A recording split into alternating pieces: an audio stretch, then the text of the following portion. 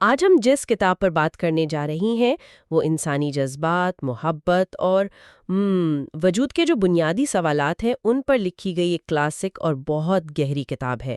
یہ کتاب ہے the art of living, Erich Fromm. Mindverse میں خوش آمدید۔ یہ وہ جگہ ہے جہاں ہم انسان کے دماغ، جذبات اور کائنات کے رازوں کو ایک صاف، سادہ اور دلکش انداز میں سمجھتے ہیں۔ یہاں ہر بات علم بھی ہے، حیرت بھی، اور سوچنے کا ایک نیا راستہ بھی۔ اگر آپ جاننا چاہتے ہیں کہ ہم کیوں سوچتے ہیں، کیسے محسوس کرتے ہیں اور دنیا دراصل کس اصول پر چلتی ہے، تو آپ بالکل صحیح جگہ پر آئے ہیں۔ ہماری ذہنی سفر میں شامل ہوں اور ہر دن خود کو ایک نئی نظر سے دیکھنا سیکھیں۔ لہٰذا ہمارے ساتھ جڑنے کے لیے اس چینل کو سبسکرائب کریں۔ یہ دی آرٹ آف لونگ کا پہلا حصہ ہے۔ تو آئیے اس گہری گفتگو کا آغاز کرتے ہیں۔ ہم ایک ایسے دور میں رہ رہے ہیں جہاں محبت کے گانے، فلمیں، کہانیاں ہر طرف ہے، لیکن حقیقی محبت وہ پہلے سے کہیں زیادہ نایاب لگتی ہے۔ آخر مسئلہ ہے کہاں؟ آج ہم اسی سوال کا جواب ایرک فرام کی اس کلاسک کتاب میں تلاش کریں گے، اور کتاب کا آغاز ہی ایک بہت، میں کہوں گی، حیران کن بات سے ہوتا ہے۔ فرام کہتا ہے کہ یہ کتاب محبت کرنا نہیں سکھائے گی۔ بالکل، اور یہ بات وہ شروع میں ہی کتاب کے دیباچے یعنی فورورڈ میں بہت واضح کر دیتے ہیں۔ وہ کہتے ہیں کہ اس کتاب میں محبت کرنے کے کوئی آسان کوئی نسخے نہیں ہیں۔ اس کا مقصد یہ دکھانا ہے کہ محبت کوئی ایسا جذبہ نہیں جس میں کوئی بھی آسانی سے مبتلا ہو سکتا ہے، چاہے اس کی اپنی شخصیت کتنی ہی مستحکم کیوں نہ ہو۔ وہ ایک بہت بڑی شرط رکھتے ہیں۔ انفرادی محبت اس وقت تک ناممکن ہے جب تک کوئی شخص اپنی پوری شخصیت کو بہتر بنانے کی کوشش نہ کرے اور ایک نتیجہ خیز رویہ، جسے وہ پروڈکٹیو اورینٹیشن کہتے ہیں، وہ حاصل نہ کر لے۔ یعنی محبت صرف ایک احساس نہیں، بلکہ ایک پوری زندگی کی کوشش اور شخصیت کی تعمیر کا نتیجہ ہے۔ یہ تو محبت کے بارے میں ہمارے سارے رومانوی خیالات کے بالکل خلاف ہے۔ ہم تو سمجھتے ہیں کہ محبت بس ہو جاتی ہے۔ جی، فرام اسی خیال کو چیلنج کرتا ہے۔ اس کے مطابق حقیقی محبت کے لیے عاجزی، ہمت، ایمان اور نظم و ضبط جیسی خصوصیات کی ضرورت ہوتی ہے۔ اور پھر وہ ہمارے معاشرے پر ایک گہری تنقید کرتا ہے۔ وہ کہتا ہے کہ ایک ایسے معاشرے میں جہاں یہ خوبیاں نایاب ہوں، وہاں محبت کرنے کی صلاحیت بھی ایک نایاب کامیابی بن جاتی ہے۔ ایک نایاب کامیابی؟ واہ! جی، لہذا اس کتاب کا مقصد محبت کے فن کی مشکلات اور اس کی شرائط کو سمجھنا ہے، نہ کہ کوئی how to fall in love in 5 easy steps جیسی گائیڈ دینا۔ یہ ایک بہت اہم فرق ہے۔ تو اسی سوچ کے ساتھ کتاب کا پہلا باب ایک بنیادی سوال سے شروع ہوتا ہے۔ کیا محبت ایک فن ہے؟ یعنی از لو این آرٹ؟ یہ سوال ہی اپنے آپ میں بہت کچھ سوچنے پر مجبور کرتا ہے۔ یہ سوال ہی دراصل پوری کتاب کی بنیاد ہے۔ فرام کہتا ہے کہ محبت کے بارے میں 2 بالکل مختلف نظریات ہیں۔ پہلا نظریہ، جو اس کا اپنا ہے، وہ یہ ہے کہ محبت ایک فن ہے، لو از این آرٹ۔ اور اگر یہ ایک فن ہے، جیسے موسیقی یا مصوری، تو اسے سیکھنے کے لیے علم اور کوشش کی ضرورت ہے۔ رائٹ۔ دوسرا نظریہ، جسے آج کی اکثریت مانتی ہے، وہ یہ ہے کہ محبت ایک خوشگوار احساس ہے، a pleasant sensation۔ یہ قسمت سے ملتا ہے، ایک ایسا تجربہ جس میں انسان پڑ جاتا ہے اگر وہ خوش قسمت ہو۔ اور یہ دوسرا نظریہ تو ہمیں ہر جگہ نظر آتا ہے۔ لوگ محبت کے بھوکے ہیں، فلموں میں سے دیکھتے ہیں، گانوں میں سنتے ہیں، لیکن شاید ہی کوئی یہ سوچتا ہو کہ محبت کے بارے میں کچھ سیکھنے کی بھی ضرورت ہے۔ ایسا کیوں ہے؟ اگر محبت اتنی ہی اہم ہے تو ہم اسے سیکھنے کے قابل کیوں نہیں سمجھتے؟ فرام اسی سوال کا جواب دیتا ہے۔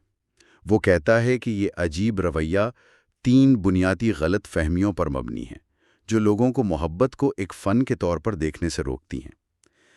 پہلی اور سب سے بڑی غلط فہمی یہ ہے کہ دیکھیں، لوگ محبت کے مسئلے کو محبت کرنے کے بجائے محبت پانے کا مسئلہ سمجھتے ہیں۔ اچھا؟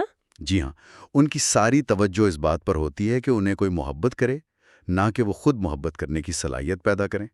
ان کا مسئلہ ہاؤ ٹو لو نہیں، بلکہ ہاؤ ٹو بی لوڈ۔ یہ تو بالکل آج کل کی سوشل میڈیا کی دنیا کی عکاسی ہے، جہاں ہم اپنی پروفائلز بناتے ہیں، بہترین تصویریں لگاتے ہیں، اپنی زندگی کو ایک پیکیج کی طرح پیش کرتے ہیں تاکہ ہمیں لائکس ملیں، تاکہ لوگ ہمیں پسند کریں۔ یعنی ہم خود کو ایک قابل محبت پروڈکٹ بنانے کی کوشش کر رہے ہیں۔ آپ نے بالکل صحیح پکڑا۔ فرام یہی کہتا ہے کہ اس کوشش میں لوگ وہی طریقے اپناتے ہیں جو کامیابی حاصل کرنے، دوست بنانے یا لوگوں کو متاثر کرنے کے لیے استعمال ہوتے ہیں۔ ہمارے معاشرے میں قابل محبت ہونے کا مطلب زیادہ تر مقبولیت یعنی پاپولیرٹی اور جنسی کشش یعنی سیکس اپیل کا ایک مرکب بن گیا ہے۔ لوگ اپنی شخصیت، لباس اور رویے کو اس طرح ڈھالتے ہیں کہ وہ دوسروں کے لیے پرکشش بن جائیں۔ ان کی ساری توانائی خود کو ایک ڈیزائربل پیکج بنانے میں صرف ہوتی ہے، نہ کہ محبت کرنے کی اپنی صلاحیت کو بڑھانے میں۔ ٹھیک ہے، تو پہلی غلط فہمی یہ ہے کہ ہم محبت پانے پر فوکس کرتے ہیں۔ یہ بات سمجھ میں آتی ہے، لیکن آپ نے دوسری غلط فہمی کا بھی ذکر کیا۔ فروم کہتا ہے کہ ہم محبت کو ایک شے یا آبجیکٹ کا مسئلہ سمجھتے ہیں۔ اس کا کیا مطلب ہے؟ اس کا مطلب یہ ہے کہ لوگ سمجھتے ہیں کہ محبت کرنا تو بہت آسان ہے، اس میں کوئی مسئلہ نہیں۔ اصل مشکل تو محبت کرنے کے لیے صحیح شخص کو تلاش کرنا ہے، یا جس سے محبت کی جائے اسے ڈھونڈنا ہے۔ دراصل یہ سوچ ایک ایسے معاشرے کی عکاسی کرتی ہے جہاں ہر چیز ایک بازار کی طرح ہے۔ انسانی تعلقات بھی اسی تبادلے کے اصول پر چلتے ہیں جو اشیاء اور مزدوری کی منڈی پر حکومت کرتا ہے۔ یہ تو بالکل آج کل کی ڈیٹنگ ایپس کی بات ہو رہی ہے، جہاں لوگ پروفائلز کو سوائپ کرتے ہوئے ایک پیکج ڈھونڈ رہے ہوتے ہیں جس میں اچھی شکل، اچھی نوکری اور اچھا سٹیٹس ہو۔ کیا فرام کی یہ بات آج پہلے سے بھی زیادہ سچ نہیں ہو گئی؟ بلا شبہ فرام لکھتا ہے کہ لوگ ایک اچھا سودا یا باغین تلاش کرتے ہیں۔ وہ ایک ایسا ساتھی ڈھونڈتے ہیں جو سماجی طور پر ان کے برابر یا ان سے بہتر ہو۔ وہ اپنی سماجی قدر کے مطابق بہترین ممکنہ ساتھی حاصل کرنا چاہتے ہیں۔ جیسے کوئی پراپرٹی خریدتے وقت اس کی ظاہری اور چھپی ہوئی صلاحیتوں کو دیکھتا ہے، ویسے ہی وہ ایک ممکنہ ساتھی میں دیکھتے ہیں کہ مستقبل میں اس کی قدر کتنی بڑھے گی۔ اس پورے عمل میں محبت کرنے کی اپنی صلاحیت پر کوئی توجہ نہیں دی جاتی۔ ساری توجہ آبجیکٹ یعنی دوسرے شخص پر مرکوز رہتی ہے، جیسے ہم بازار میں بہترین چیز تلاش کر رہے ہوں۔ اور تیسری غلط فہمی کیا ہے؟ تیسری غلط فہمی محبت میں پڑھنے یعنی فالنگ ان لو کے ابتدائی شدید تجربے کو محبت کی مستقل حالت یعنی اسٹینڈنگ ان لو سمجھ لینا ہے۔ جب دو اجنبی جو اب تک ایک دوسرے سے الگ تھلگ تھے اچانک اپنے درمیان کی دیواریں گرا دیتے ہیں تو یہ قربت اور یکجہتی کا احساس بہت نشاور اور شدید ہوتا ہے۔ یہ زندگی کے سب سے پرجوش لمحات میں سے ایک ہوتا ہے، خاص طور پر ان لوگوں کے لیے جو پہلے سے تنہا اور محبت سے محروم رہے ہوں۔ بالکل۔ لیکن مسئلہ یہ ہے کہ جیسے جیسے وہ ایک دوسرے کو بہتر جاننے لگتے ہیں ان کی قربت بڑھتی ہے اور وہ ابتدائی شدت اور وہ نیا پن ختم ہو جاتا ہے۔ وہ ایک دوسرے کے عادی ہو جاتے ہیں اور پھر وہ سمجھتے ہیں کہ محبت ختم ہو گئی ہے۔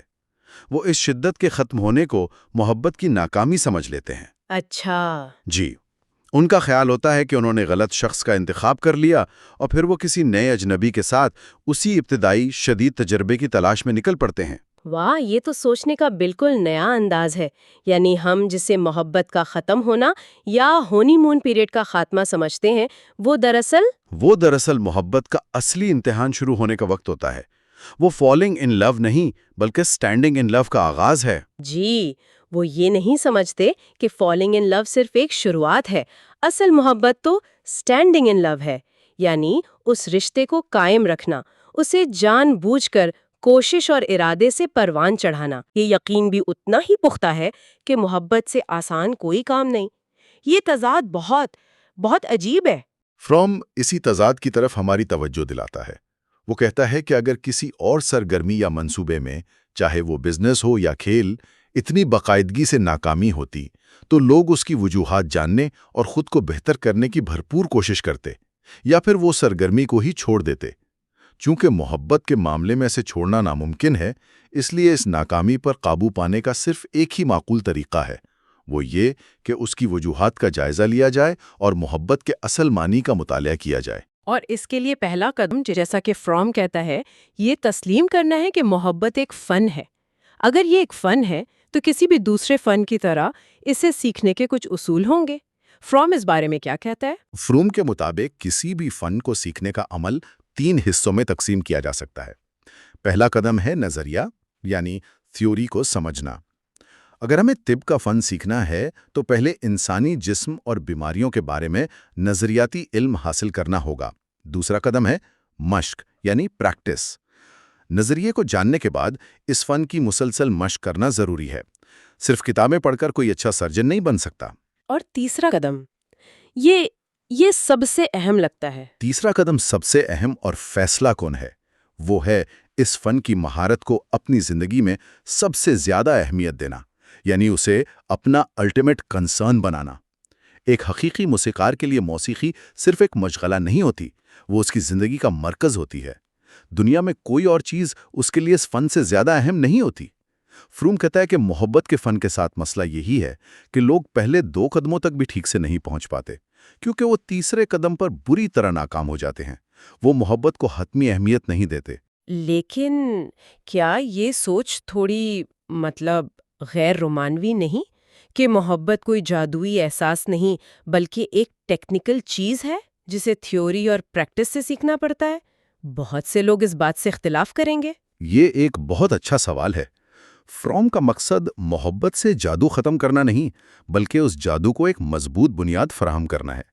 وہ کہتا ہے کہ مسئلہ یہ ہے کہ ہمارے معاشرے میں کامیابی، وقار، پیسہ، طاقت، یہ چیزیں محبت سے کہیں زیادہ اہم سمجھی جاتی ہیں۔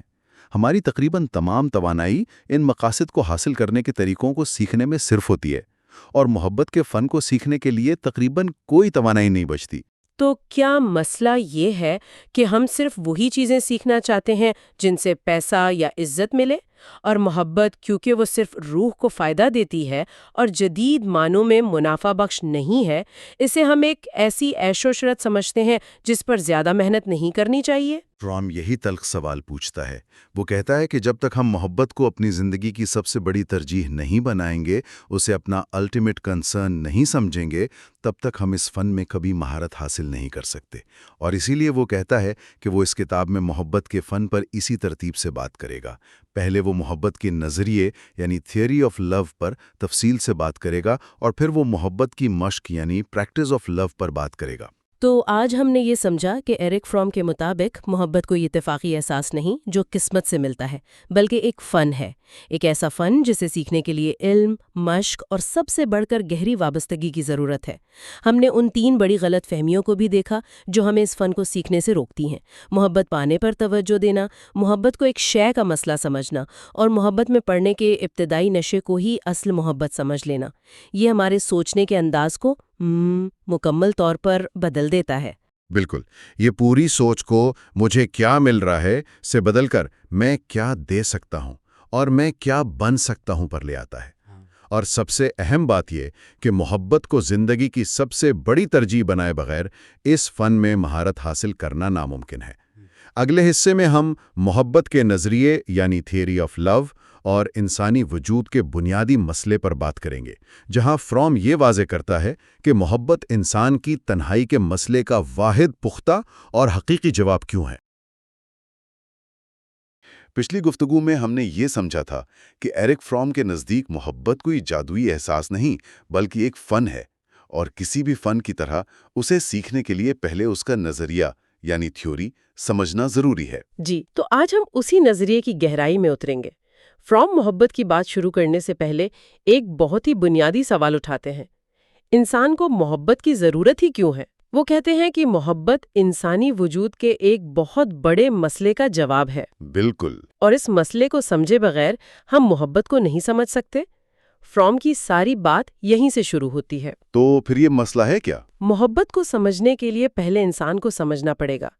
فرام کا نقطۂ نظر یہ ہے کہ انسان ایک عجیب تضاد میں جیتا ہے۔ ایک طرف تو وہ جانوروں کی دنیا کا حصہ ہے، فطرت کا حصہ ہے۔ ٹھیک ہے، تو یہ تو واقعی ایک عجیب کیفیت ہے، جیسے کوئی اپنے ہی گھر میں اجنبی ہو۔ بالکل، یہی لفظ وہ استعمال کرتے ہیں۔ یہی انسان کا سب سے بڑا چیلنج ہے۔ فرام کہتے ہیں کہ یہ ایسا ہے جیسے انسان کو جنت سے نکال دیا گیا ہو، جہاں وہ فطرت کے ساتھ مکمل طور پر ہم آہنگ تھا۔ اب وہ فطرت سے الگ تو ہو گیا ہے، لیکن اس میں واپس نہیں جا سکتا۔ اس کی عقل اسے واپس جانے نہیں دیتی۔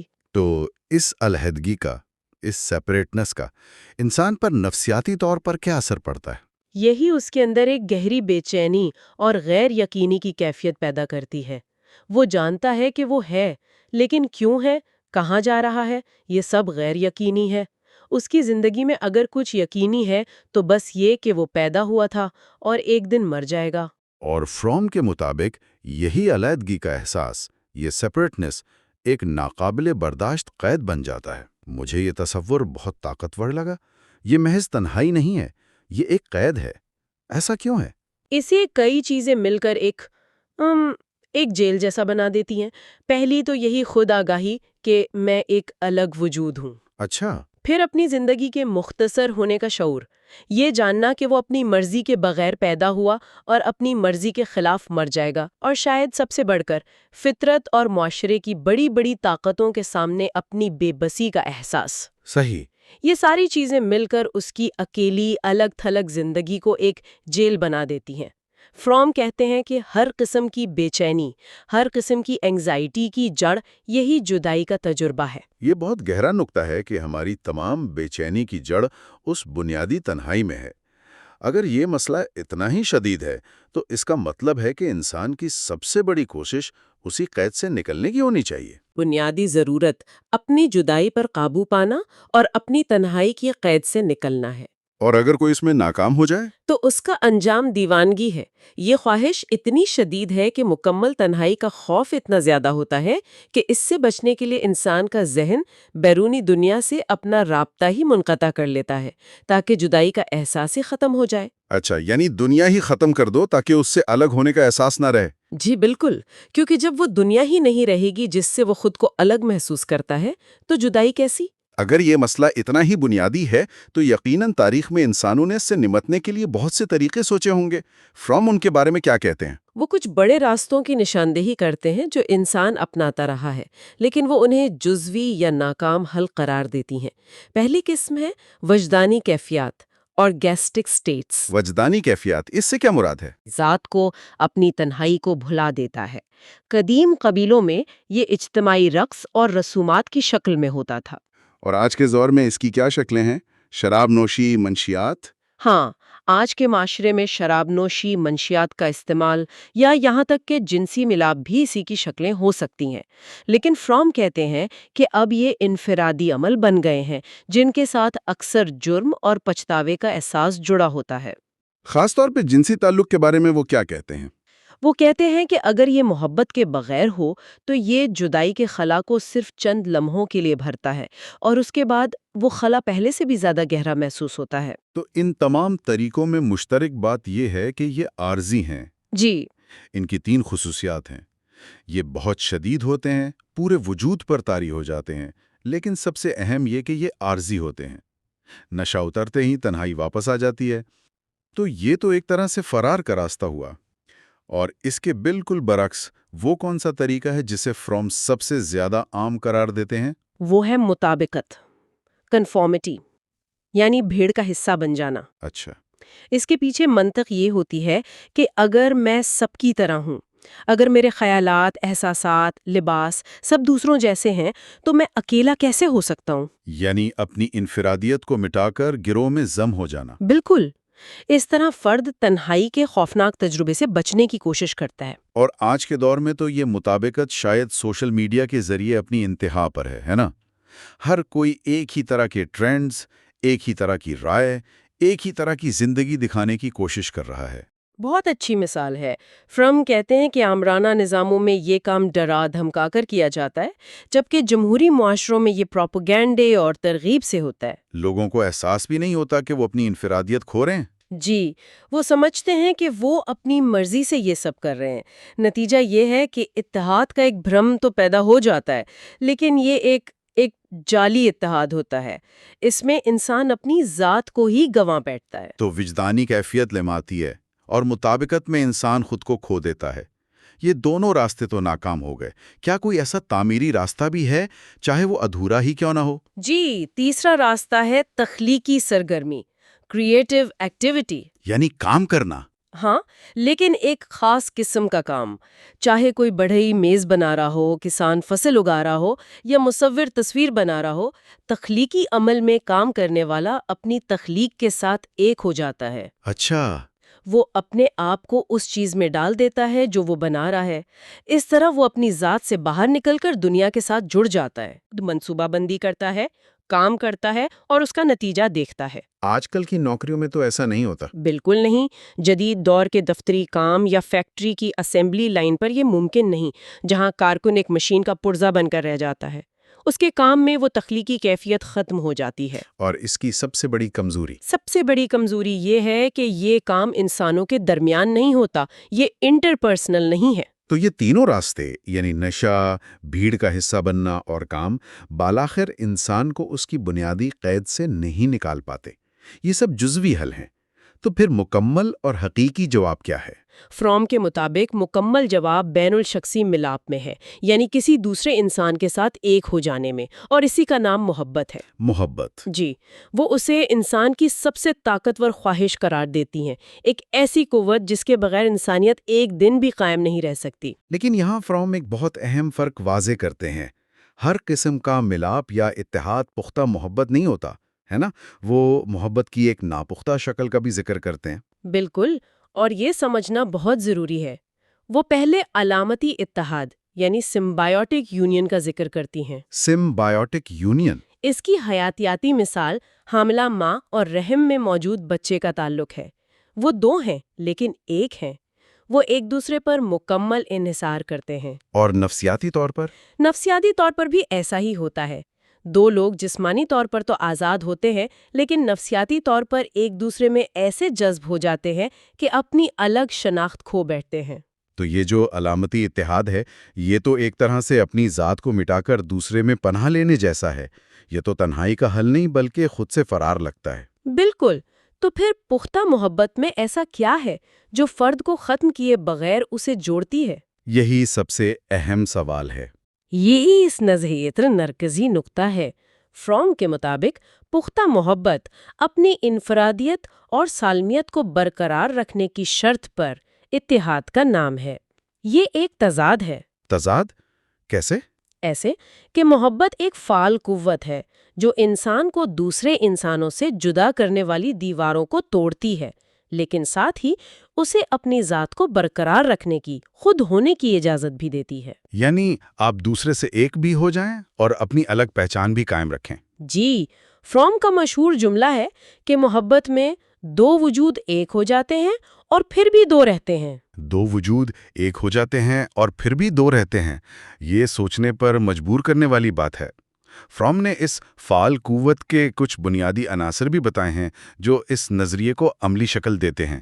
آئیے ان پر بات کرتے ہیں۔ جی، وہ اس کے 4 بنیادی عناصر بتاتی ہیں جو ایک دوسرے سے جڑے ہوئے ہیں۔ پہلا ہے دینا، گیونگ۔ یہاں میں آپ کو روکوں گا۔ عام طور پر دینے کا مطلب سمجھا جاتا ہے کہ کچھ قربان کرنا، اپنے پاس سے کوئی چیز کم کرنا، لیکن فروم کا تصور اس سے بالکل مختلف ہے نا؟ بالکل۔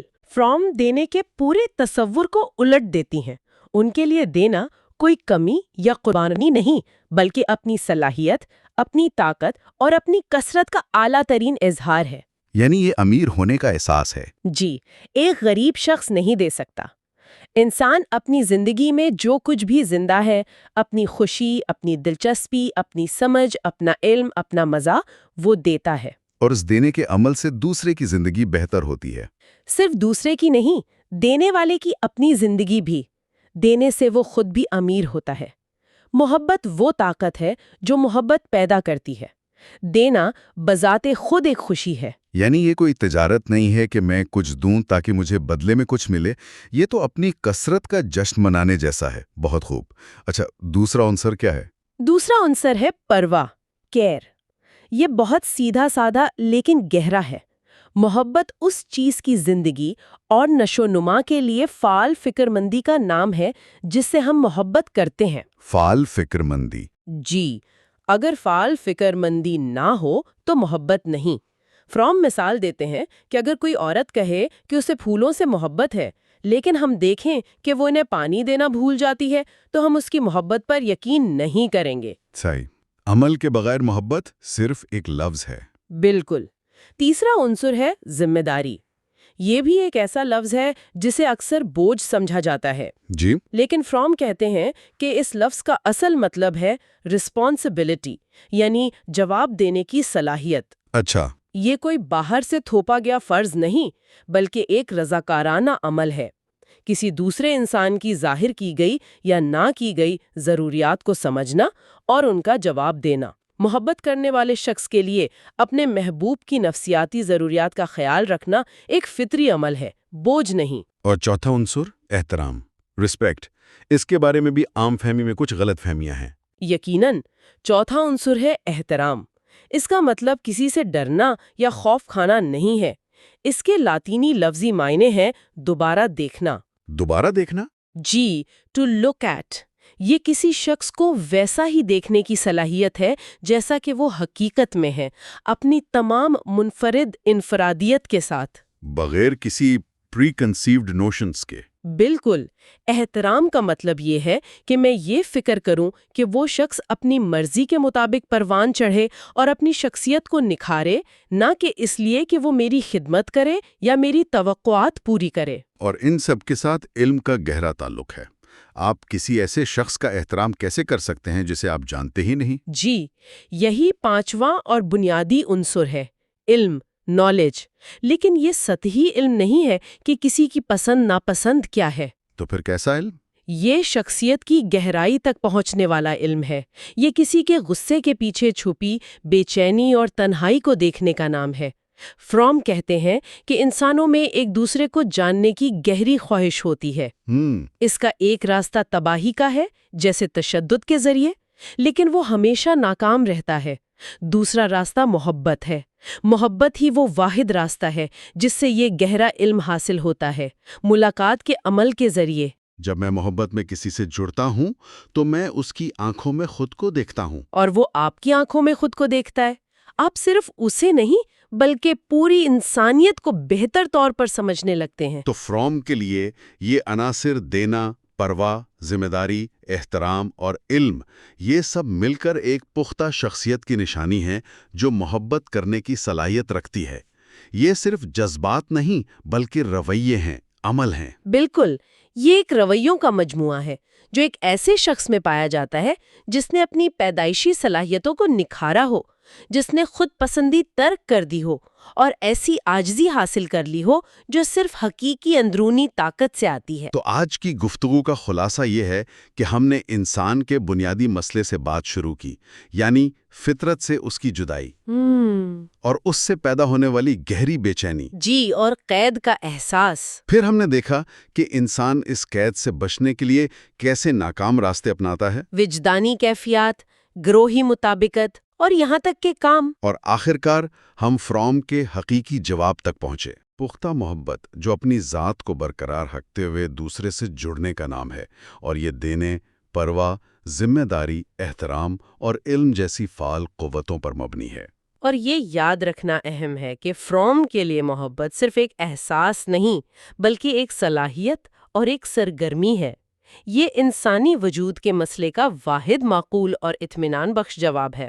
اگلے حصے میں ہم محبت کی مختلف اقسام اور اس کے موضوعات پر بات کریں گے، جیسے برادرانہ محبت، مادرانہ محبت اور خود سے محبت، جو کہ ایک بہت ہی دلچسپ موضوع ہے۔ آج کی گفتگو ہمارے لیے سوچنے کے لیے ایک اہم سوال چھوڑ جاتی ہے۔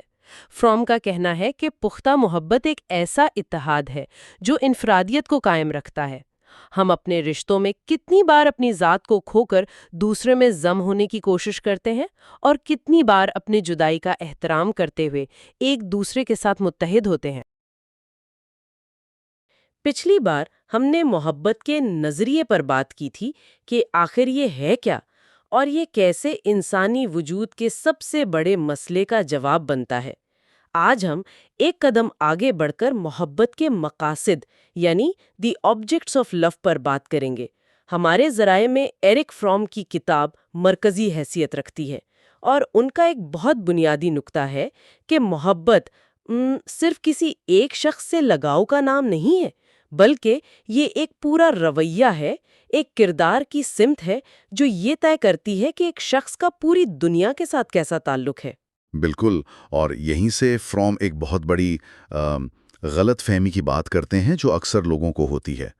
زیادہ تر لوگ یہ مانتے ہیں کہ محبت کا مسئلہ محبت کرنے کی صلاحیت پیدا کرنے کا نہیں، بلکہ محبت کے لیے کوئی صحیح شخص، کوئی صحیح آبجیکٹ تلاش کرنے کا ہے۔ اچھا، یعنی مسئلہ مجھ میں نہیں، مسئلہ یہ ہے کہ مجھے کوئی صحیح شخص نہیں مل رہا۔ جی، جیسے کوئی پینٹر ہو جو مصوری کا فن سیکھنے کے بجائے بس کہتا رہے کہ میں صحیح منظر کے انتظار میں ہوں اور جیسے ہی وہ مجھے مل جائے گا میں شاہکار بنا دوں گا۔ فرام کہتے ہیں کہ یہ ناممکن ہے۔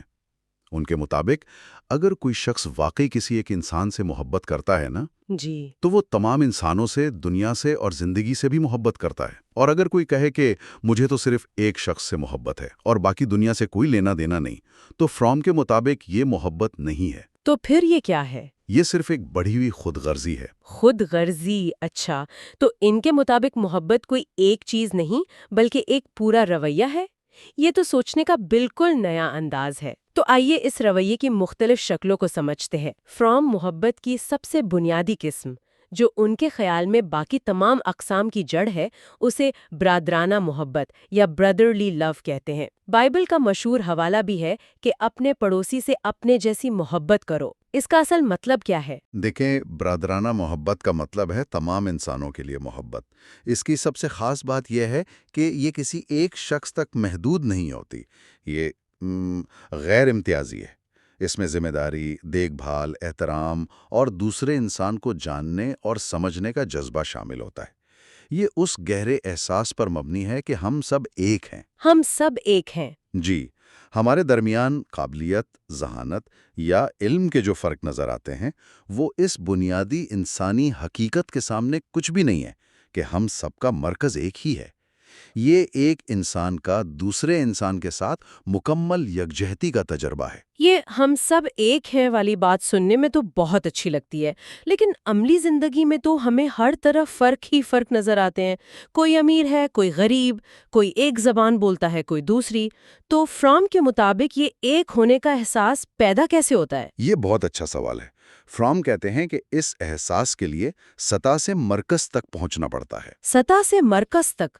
دی اگر ہم کسی انسان کو صرف سطحی طور پر دیکھیں گے، اس کا لباس، اس کا عہدہ، اس کا سوشل میڈیا پروفائل، تو ہمیں صرف فرق ہی نظر آئیں گے، وہ چیزیں جو ہمیں الگ کرتی ہیں، ہے نا؟ بالکل۔ لیکن اگر ہم اس کی ذات کے مرکز میں جھانکنے کی کوشش کریں، جہاں اس کے خوف، اس کی امیدیں، اس کی تنہائی اور اس کی خوشی کی تلاش ہے، تو ہمیں اپنی مشترکہ انسانیت نظر آتی ہے۔ اسی کو وہ مرکزی تعلق یا سینٹرل ریلیٹڈنس کہتے ہیں۔ اچھا، تو سطح سے مرکز تک پہنچنے کا مطلب یہ ہوا کہ ہم کسی کو اس کے عہدے، اس کی گاڑی یا اس کے کپڑوں سے نہ پہچانیں، بلکہ یہ سمجھنے کی کوشش کریں کہ اندر سے وہ انسان کیسا ہے، اس کے ڈر کیا ہیں، اس کی امیدیں کیا ہیں، کیونکہ وہیں ہم سب ایک جیسے ہیں۔ بالکل یہی مطلب ہے، اور اسی لیے فرام کہتے ہیں کہ برادرانہ محبت برابر والوں کے درمیان محبت ہے۔ لیکن وہ یہ بھی مانتے ہیں کہ ہم عملی طور پر ہمیشہ برابر نہیں ہوتے۔ انسان ہونے کے ناطے ہم سب کو کبھی نہ کبھی مدد کی ضرورت پڑتی ہے۔ صحیح۔ لیکن اس کا مطلب یہ نہیں کہ ایک بے بس ہے اور دوسرا طاقتور۔ بے بسی ایک عارضی حالت ہو سکتی ہے، جبکہ اپنے پیروں پر کھڑا ہونا ایک مستقل اور مشترکہ انسانی حالت ہے۔ اسی لیے فرام کے مطابق کسی بے بس، غریب یا اجنبی سے محبت کرنا ہی دراصل برادرانہ محبت کا، آپ کہہ لیں، اصلی آغاز ہے۔ یہ نکتہ تھوڑا اور واضح کریں۔ اپنے خاندان والوں سے محبت کرنا آغاز کیوں نہیں؟ کیونکہ اپنے خون کے رشتوں یا دوستوں سے محبت کرنا کوئی بہت بڑی کامیابی نہیں، یہ تو ایک فطری جبلت ہے۔ یعنی جانور بھی اپنے بچوں سے محبت کرتے ہیں۔ اچھا۔ ان رشتوں میں کہیں نہ کہیں ہمارا اپنا فائدہ بھی جڑا ہوتا ہے۔ فرام کہتے ہیں کہ حقیقی محبت کا امتحان تب شروع ہوتا ہے جب ہم ان لوگوں سے محبت کرتے ہیں جن سے ہمیں کوئی ذاتی فائدہ نہیں، جو ہمارے کسی مقصد کو پورا نہیں کرتے۔ جیسے؟ جب آپ کسی اجنبی کی مدد کرتے ہیں جس سے آپ نے دوبارہ کبھی نہیں ملنا، تب آپ خالص انسانیت کی بنیاد پر محبت کر رہے ہوتے ہیں۔ یہ برابری والی محبت کا خیال تو بہت گہرا ہے، لیکن زندگی کے سارے رشتے برابر تو نہیں ہوتے۔ سب سے پہلا اور گہرا رشتہ جو ہم میں سے کوئی بھی تجربہ کرتا ہے، وہ تو بالکل غیر مساوی ہوتا ہے، ماں اور بچے کا رشتہ۔ فرام اس بارے میں کیا کہتے ہیں؟ آپ نے بالکل صحیح سمت میں بات کو آگے بڑھایا ہے۔ برادرانہ محبت کے بعد فرام مادرانہ محبت یا مدرلی لو پر آتے ہیں، جو اپنی فطرت میں ہی ایک غیر مساوی رشتے پر قائم ہے۔ وہ اسے بچے کی زندگی اور اس کی ضروریات کی غیر مشروط تصدیق کہتے ہیں، یعنی بچے کو صرف اس لیے قبول کرنا اور محبت دینا کہ وہ موجود ہے۔ ٹھیک ہے۔ لیکن یہاں فرام ایک بہت اہم اور دلچسپ تفریق کرتے ہیں۔ وہ کہتے ہیں کہ مادرانہ محبت کے دو پہلو ہیں۔ دو پہلو؟ وہ کیا ہے؟ پہلا پہلو تو وہ ہے جسے سب جانتے ہیں، بچے کی زندگی کو بچانے اور اس کی نشو و نما کے لیے ضروری دیکھ بھال اور ذمہ داری۔ اسے کھانا کھلانا، صاف رکھنا، محفوظ رکھنا، یہ تو بنیادی ذمہ داری ہو گئی۔ یہ زیادہ گہرا ہے۔ یہ وہ رویہ ہے جو بچے کے اندر جینے کی محبت پیدا کرتا ہے۔ یہ وہ احساس ہے جو ماں بچے کو دیتی ہے کہ اس دنیا میں زندہ رہنا ایک بہت اچھی چیز ہے، ایک چھوٹا لڑکا یا لڑکی ہونا بہت اچھا ہے۔ اس کو سمجھانے کے لیے فرام بائبل کی ایک بہت خوبصورت مثال دیتے ہیں۔ وہ کہتے ہیں کہ وعدہ شدہ سرزمین کو دودھ اور شہد سے بہتی ہوئی بیان کیا گیا ہے۔ دودھ محبت کے پہلے پہلو، یعنی دیکھ بھال اور حفاظت کی علامت ہے، یہ بنیادی ضرورت ہے۔ لیکن شہد زندگی کی مٹھاس، اس سے لطف اندوز ہونے اور زندہ رہنے کی خوشی کی علامت ہے۔ بالکل۔ فرام کہتے ہیں کہ زیادہ تر مائیں دودھ دینے کی صلاحیت رکھتی ہیں، لیکن بہت کم مائیں شہد بھی دے پاتی ہیں۔ اور شہد دینے کے لیے ایک ماں کا صرف ایک اچھی ماں ہونا کافی نہیں، اس کا خود ایک خوش انسان ہونا بھی ضروری ہے۔ یعنی اگر ماں خود زندگی سے خوش نہیں ہے تو وہ یہ خوشی بچے کو نہیں دے سکتی۔ نہیں دے سکتی۔ ماں کی زندگی سے محبت اور خوشی اتنی ہی متعدی ہوتی ہے جتنی اس کی پریشانی اور ٹینشن۔ یہ دونوں رویے بچے کی پوری شخصیت پر گہرا اثر ڈالتے ہیں۔ یہ دودھ اور شہد والی بات آج بھی اتنی ہی سچی ہے۔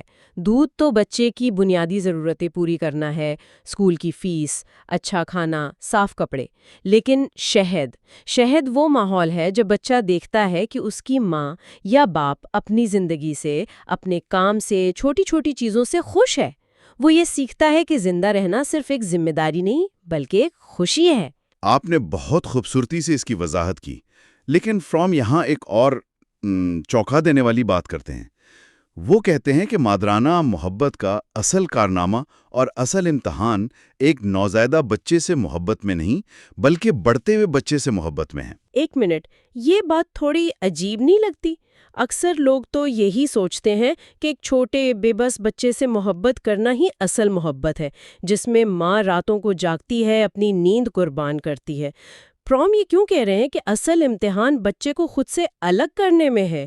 یہ تو محبت کے الٹ لگتا ہے۔ یہ ایک بہت اہم نکتہ ہے۔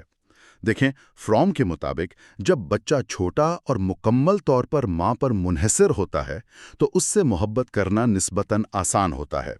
اس میں ماں کو اپنی ذات کی تکمیل کا احساس بھی ہوتا ہے۔ اصل چیلنج بچے کی علیحدگی کے عمل میں آتا ہے۔ علیحدگی کے عمل میں؟ جی، بچے کو بڑا ہونا ہے، اسے ماں کے رحم سے، پھر اس کی گود سے نکلنا ہے اور آخرکار ایک مکمل طور پر الگ اور آزاد انسان بننا ہے۔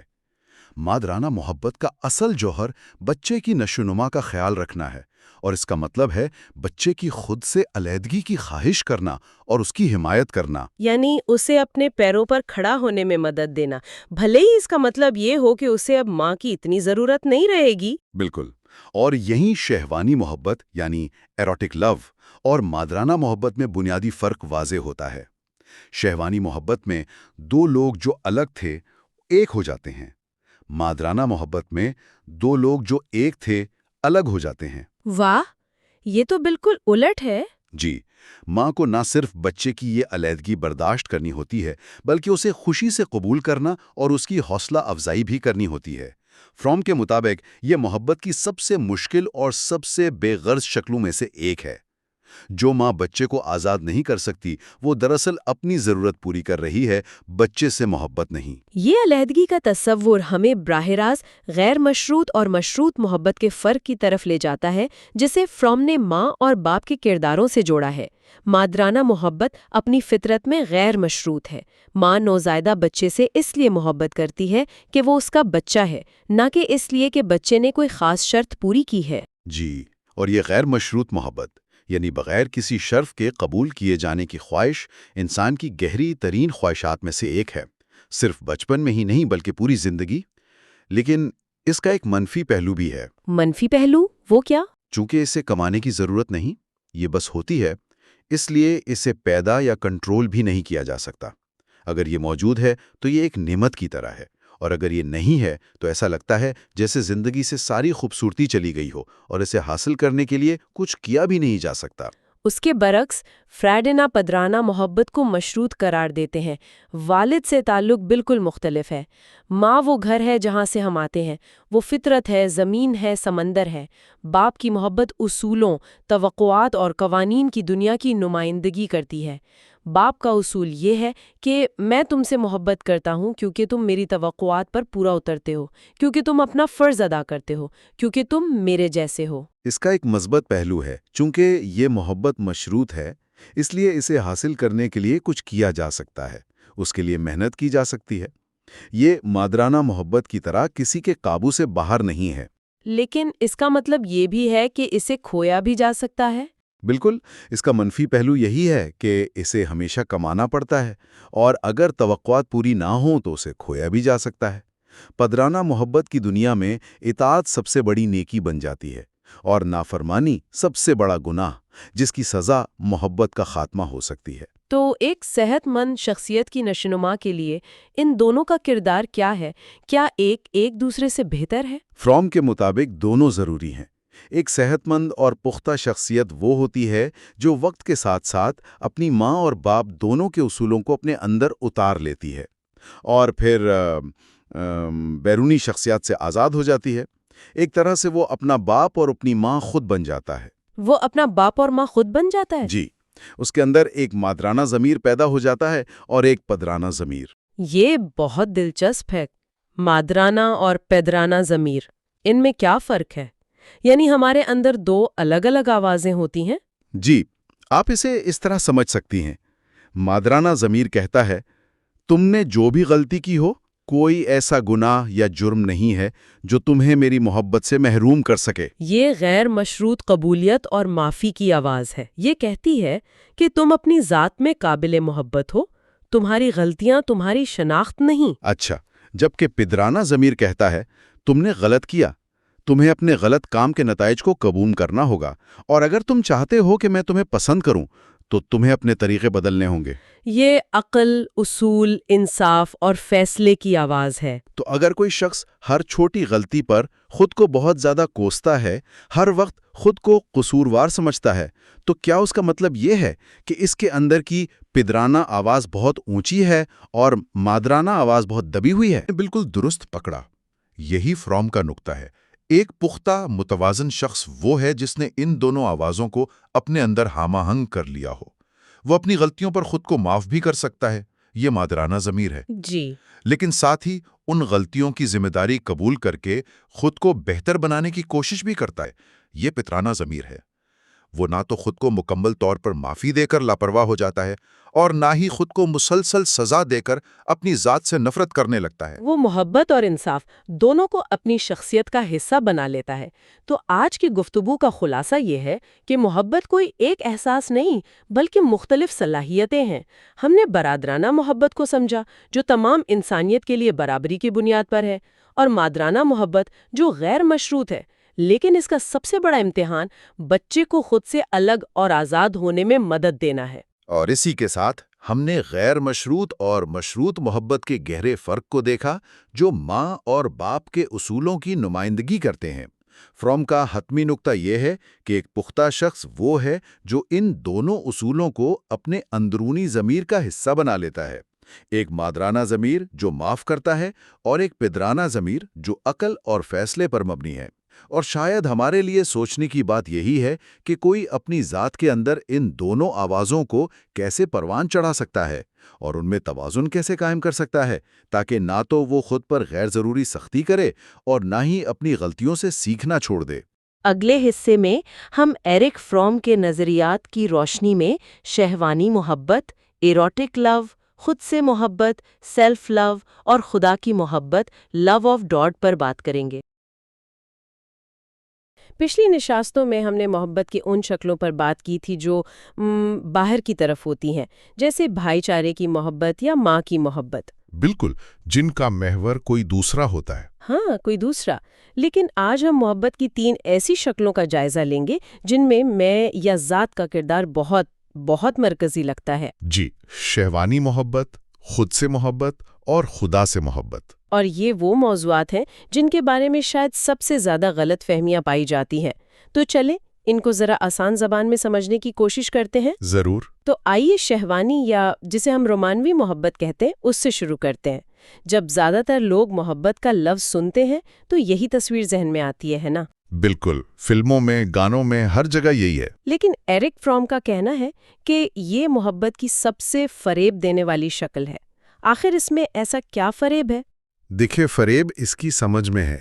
فرام کے مطابق شہوانی محبت کی اصل بنیاد کسی ایک انسان کے ساتھ مکمل طور پر ایک ہو جانے کی شدید خواہش ہے۔ تمام دیواریں گرا دینے کی خواہش۔ بالکل، اور اس کی سب سے خاص بات یہ ہے کہ یہ امتیازی ہے، یعنی یہ سب کے لیے نہیں ہو سکتی، صرف ایک فرد کے لیے ہوتی ہے۔ یہ بھائی چارے کی محبت سے جو عالمگیر ہے بالکل الٹ ہے۔ لیکن عام تجربہ تو فالنگ ان لو کا ہوتا ہے، وہ جو ایک دم سے شدید جذبات کا طوفان آتا ہے۔ کیا وہ محبت نہیں ہے؟ لوگ تو اسی شدت کو ہی اصل محبت سمجھتے ہیں۔ اور فرام کے مطابق یہی سب سے بڑا فریب ہے۔ محبت میں پڑ جانا دراصل 2 اجنبیوں کے درمیان جو دیواریں ہوتی ہیں ان کے اچانک ٹوٹ جانے کا ایک دھماکہ خیز تجربہ ہے۔ اچھا، یہ بہت پرجوش ہوتا ہے، بہت شدید لگتا ہے، لیکن اپنی فطرت میں یہ عارضی ہے۔ عارضی کیوں؟ کیونکہ جیسے ہی وہ اجنبی ایک جانا پہچانا شخص بن جاتا ہے، وہ ابتدائی شدت اور وہ جادو جو ہے وہ ختم ہونے لگتا ہے۔ تو پھر کیا ہوتا ہے؟ لوگ مایوس ہو جاتے ہیں۔ بالکل، اور پھر کچھ لوگ اسی ابتدائی نشے کو، اسی شدت کو دوبارہ پانے کے لیے کسی نئے اجنبی کی تلاش میں نکل پڑتے ہیں۔ ایک نئی محبت کی تلاش میں۔ ہاں، اس غلط فہمی کے ساتھ کہ اس بار نتیجہ مختلف ہوگا، کہ اس بار کی یہ جو شدت ہے یہ سچی محبت کا ثبوت ہے۔ لیکن فرام کہتے ہیں کہ ایسا نہیں ہے۔ وہ کہتے ہیں کہ یہ شدت محبت کی گہرائی کو نہیں بلکہ اس سے پہلے محسوس کی جانے والی تنہائی کی گہرائی کو ظاہر کرتی ہے۔ واہ، یہ بہت گہرا نقطہ ہے۔ اور اس ساری غلط فہمی میں جنسی کشش کا کیا کردار ہے؟ اکثر تو لوگ اسی کو محبت سمجھ بیٹھتے ہیں۔ جی، جنسی کشش وقتی طور پر ایک ہونے کا بہت طاقتور بھرم پیدا کرتی ہے، لیکن فرام کہتے ہیں کہ اگر اس ملاپ کی بنیاد میں حقیقی محبت نہ ہو، خاص طور پر بھائی چارے والی محبت، بالکل، اگر وہ نہ ہو تو یہ ملاپ لوگوں کو اتنا ہی اجنبی اور دور چھوڑ دیتا ہے جتنا وہ پہلے تھے۔ یعنی وہ جو قربت کا احساس ہے وہ وقتی ہوتا ہے۔ بالکل، وقتی، اور کبھی کبھی تو وہ ایک دوسرے سے شرمندہ یا نفرت بھی کرنے لگتے ہیں، کیونکہ جب وہ فریب ختم ہوتا ہے تو انہیں اپنی اجنبیت پہلے سے بھی زیادہ شدت سے محسوس ہوتی ہے۔ اچھا، تو پھر سچی شوانی محبت کیا ہے؟ اگر وہ ابتدائی دیوانگی نہیں ہے تو پھر کیا ہے؟ سچی شوانی محبت میں جنسی خواہش ہو سکتی ہے، لیکن وہ نرمی، شفقت اور ایک دوسرے کی فکر سے جڑی ہوتی ہے، نہ کہ صرف لالچ یا کسی کو فتح کرنے کی خواہش سے۔ اور سب سے اہم بات، یہ 2 لوگوں کی خود غرضی نہیں ہوتی۔ 2 لوگوں کی خود غرضی، اس سے کیا مراد ہے؟ کیا یہ وہ ہم دنیا کے خلاف والا احساس ہے؟ ہاں، جہاں ایک جوڑا خود کو باقی سب سے الگ کر کے اپنی ہی ایک چھوٹی سی دنیا بنا لیتا ہے۔ صحیح۔ فرائڈ اسے ایگوٹزم آدھو کہتے ہیں۔ یہ وہ صورتحال ہے جہاں 2 لوگ باقی انسانیت سے کٹ کر ایک دوسرے میں پناہ ڈھونڈتے ہیں، لیکن چونکہ ان کا یہ اتحاد باقی دنیا سے علیحدگی پر مبنی ہوتا ہے، یہ صرف ایک بڑا ہوا وہم ہوتا ہے، سچائی نہیں۔ تو سچی شوانی محبت کا مطلب یہ نہیں کہ آپ باقی دنیا سے کٹ جائیں؟ بالکل نہیں، اس کا مطلب ہے کہ آپ اس ایک شخص میں پوری انسانیت سے محبت کرتے ہیں۔ آپ کی محبت اس ایک فرد سے شروع ہو کر باقی سب تک پھیلتی ہے، وہ سکڑتی نہیں ہے۔ تو اس کا مطلب یہ ہوا کہ محبت صرف ایک شعوری فیصلہ، ایک کمٹمنٹ نہیں ہے، بلکہ اس میں 2 لوگوں کے درمیان ایک خاص کیمسٹری کا بھی کردار ہے۔ جی، یہ دونوں کا امتزاج ہے۔ ایک طرف یہ ایک عزم اور فیصلے کا عمل ہے، لیکن دوسری طرف ہر انسان منفرد ہے۔ تو 2 لوگوں کے درمیان ایک خاص انفرادی عنصر کا ہونا بھی ضروری ہے، جو سب کے درمیان نہیں ہو سکتا۔ ان میں سے کوئی ایک نظریہ اکیلے اس کی مکمل وضاحت نہیں کر سکتا۔ یہ بات بہت گہری ہے کہ ایک فرد سے محبت میں پوری انسانیت سے محبت شامل ہے، لیکن اس پوری تصویر میں خود کی کیا جگہ ہے؟ یعنی اپنی ذات سے محبت۔ اکثر تو اسے خود غرضی سمجھا جاتا ہے، گناہ سمجھا جاتا ہے۔ بالکل، اور مغربی فکر میں یہ خیال بہت گہرا ہے۔ جان کیلوین جیسے مذہبی مفکر نے اسے ایک وبا کہا تھا۔ اور فرائیڈ نے بھی تو اسے نرگسیت سے جوڑا تھا، ہے نا؟ جی ہاں، فرائیڈ کا نظریہ تھا کہ محبت ایک محدود توانائی کی طرح ہے، جتنی زیادہ اپنی طرف لگے گی اتنی ہی کم دوسروں کے لیے بچے گی۔ اس سوچ کے مطابق خود سے محبت کرنا ایک بری چیز ہے اور بے غرضی ایک بہت بڑی نیکی ہے۔ لیکن فروم اس سے بالکل اتفاق نہیں کرتے۔ وہ اس پوری دلیل کو ہی غلط سمجھتے ہیں۔ ان کے پاس اس سے بہتر کیا دلیل تھی؟ فروم کہتے ہیں کہ یہ سوچ منطقی اور نفسیاتی دونوں سطحوں پر غلط ہے۔ منطقی دلیل وہ بائبل کے حکم سے لیتے ہیں، اپنے پڑوسی سے اپنے جیسی محبت کرو۔ اچھا، اس جملے کا مطلب ہی یہ ہے کہ اپنی ذات کے لیے احترام اور محبت دوسروں کے لیے احترام اور محبت سے الگ نہیں ہے۔ اگر دوسروں سے محبت کرنا نیکی ہے تو خود سے محبت کرنا بھی نیکی ہونی چاہیے، کیونکہ میں بھی تو ایک انسان ہوں۔ ٹھیک ہے، یہ منطقی دلیل تو سمجھ آتی ہے، لیکن نفسیاتی طور پر یہ کیسے کام کرتا ہے؟ خاص طور پر جب ہم خود غرض لوگوں کو دیکھتے ہیں جو ہر وقت صرف اپنی ہی فکر کرتے ہیں، کیا وہ خود سے بہت زیادہ محبت نہیں کر رہے ہوتے؟ یہیں پر فرام وہ سب سے اہم اور آپ کہہ سکتی ہیں چونکا دینے والی بات کرتے ہیں۔ وہ کہتے ہیں خود غرضی اور خود سے محبت ایک دوسرے کی ضد ہیں۔ ایک منٹ، یہ تو بالکل الٹی بات ہے۔ ہم تو ہمیشہ یہی سنتے ہیں کہ جو شخص ہر وقت اپنی فکر کرتا ہے وہ خود سے بہت زیادہ محبت کرتا ہے۔ آپ کہہ رہے ہیں کہ وہ دراصل خود سے نفرت کرتا ہے؟ یہ کیسے ہو سکتا ہے؟ جی، فرام کے مطابق خود غرض شخص خود سے بہت زیادہ نہیں بلکہ بہت کم محبت کرتا ہے۔ در حقیقت وہ خود سے نفرت کرتا ہے۔ نفرت کرتا ہے؟ ہاں، اس کے اندر اپنی ذات کے لیے محبت اور دیکھ بھال کی صلاحیت کی کمی ہوتی ہے۔ یہ کمی اسے اندر سے کھوکھلا، مایوس اور بے چین کر دیتی ہے۔ اس کی بظاہر نظر آنے والی خود غرضی، جس میں وہ ہر چیز اپنے لیے چاہتا ہے، وہ ایک طرح کا کور اپ ہے؟ بالکل، وہ دراصل اپنی ذات کی دیکھ بھال میں ناکامی کو چھپانے اور اس کی تلافی کرنے کی ایک ناکام کوشش ہے۔ وہ شخص خوش نہیں ہوتا بلکہ مستقل پریشان اور غیر مطمئن رہتا ہے۔ واہ، یہ تو سوچنے کا بالکل نیا زاویہ ہے۔ اچھا، تو پھر اس کا دوسرا رخ کیا ہے؟ وہ بے غرض لوگ جو ہمیشہ کہتے ہیں کہ ہمیں اپنے لیے کچھ نہیں چاہیے، ہم تو بس دوسروں کے لیے جیتے ہیں، اسے تو معاشرے میں بہت بڑی خوبی سمجھا جاتا ہے۔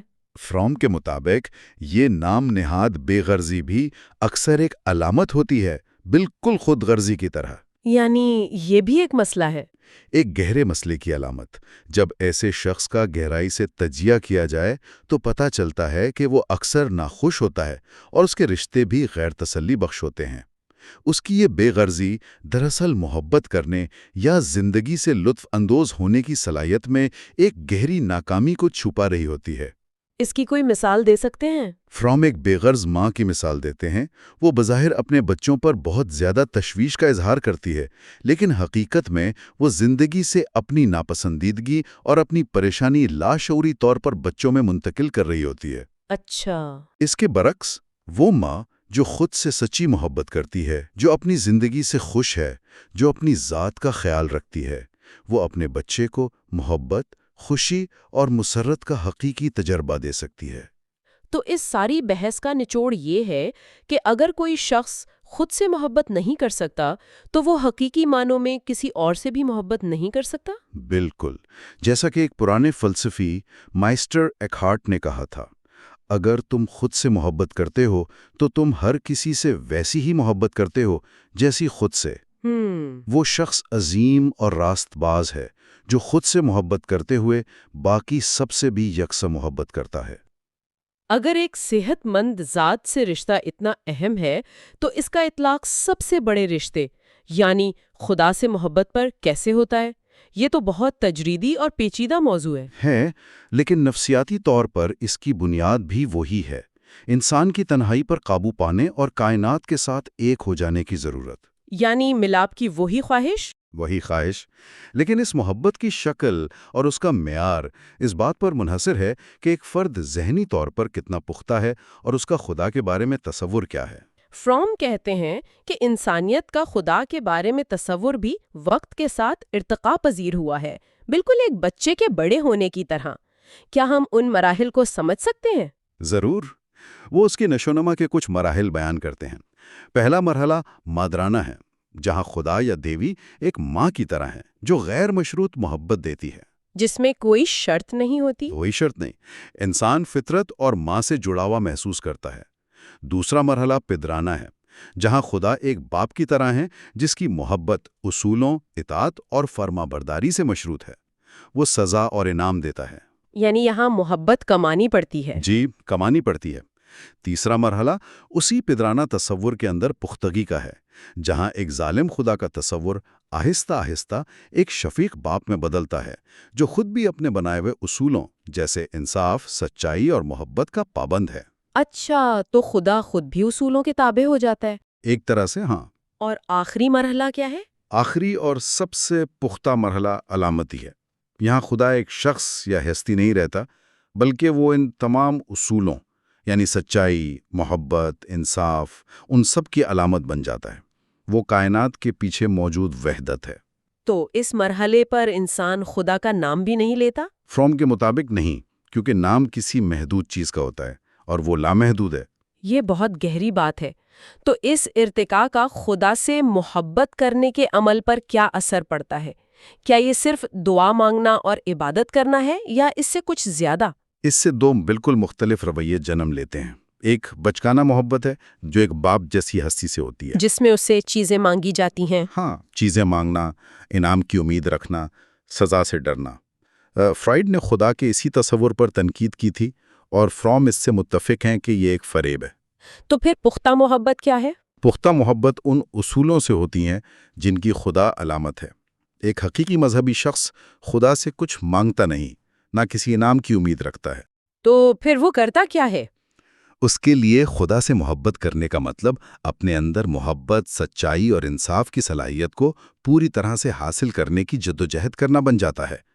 خدا سے محبت کرنا اپنے اندر محبت کرنے کی صلاحیت کو مکمل طور پر پانے کی تمنا بن جاتا ہے۔ یعنی خدا سے محبت کرنا انسانوں سے محبت کرنے کا ہی ایک اعلیٰ درجہ ہے۔ بالکل۔ تو کیا ہمارے دوسرے رشتے جیسے والدین کے ساتھ ہمارا تعلق خدا کے ساتھ ہمارے تعلق پر اثر انداز ہوتے ہیں؟ فروم کے مطابق یہ براہ راست جڑا ہوا ہے۔ اگر کوئی شخص اپنے والدین یا کسی بھی اتھارٹی کے ساتھ بچکانہ انحصار کے رشتے سے باہر نہیں نکل پاتا تو اس کا خدا کا تصور بھی بچکانہ ہی رہے گا۔ وہ ہمیشہ خدا کو ایک مددگار باپ یا ماں کے طور پر ہی دیکھے گا جو اس کے مسائل حل کرے۔ بالکل۔ کسی شخص کی خدا سے محبت کی نوعیت اس کی انسانوں سے محبت کی نوعیت کا ہی عکس ہوتی ہے، یہ الگ نہیں ہے۔ تو آئیے آج کی گفتگو کو سمیٹتے ہیں۔ ہم نے فروم کی نظر سے دیکھا کہ شہوانی محبت صرف ایک شدید جذبے کا نام نہیں بلکہ ایک گہرا عزم ہے۔ جی، اور یہ کہ خود سے محبت خود غرضی کی ضد ہے اور دوسروں سے محبت کی بنیاد ہے۔ اور خدا سے محبت دراصل ہماری اپنی ذہنی پختگی اور محبت کرنے کی صلاحیت کا آئینہ ہے۔ اور ان تمام اقسام کی محبت میں جو مشترک دھاگا ہے وہ یہ ہے کہ محبت کوئی غیر فعال احساس نہیں جو بس ہم پر طاری ہو جاتا ہے۔ یہ ایک فعال تخلیقی صلاحیت ہے، ایک ہنر ہے۔ ایک ہنر ہے جسے سیکھنے، سمجھنے اور اس پر عمل کرنے کی ضرورت ہے۔ یہاں ایک آخری سوال ذہن میں آتا ہے جسے ہم اپنے سامعین کے لیے چھوڑ جاتے ہیں۔ فروم کا استدلال ہے کہ کسی شخص کی محبت کرنے کی صلاحیت کا انحصار بالآخر اس معاشرے کی ساخت پر ہوتا ہے جس میں وہ رہتا ہے۔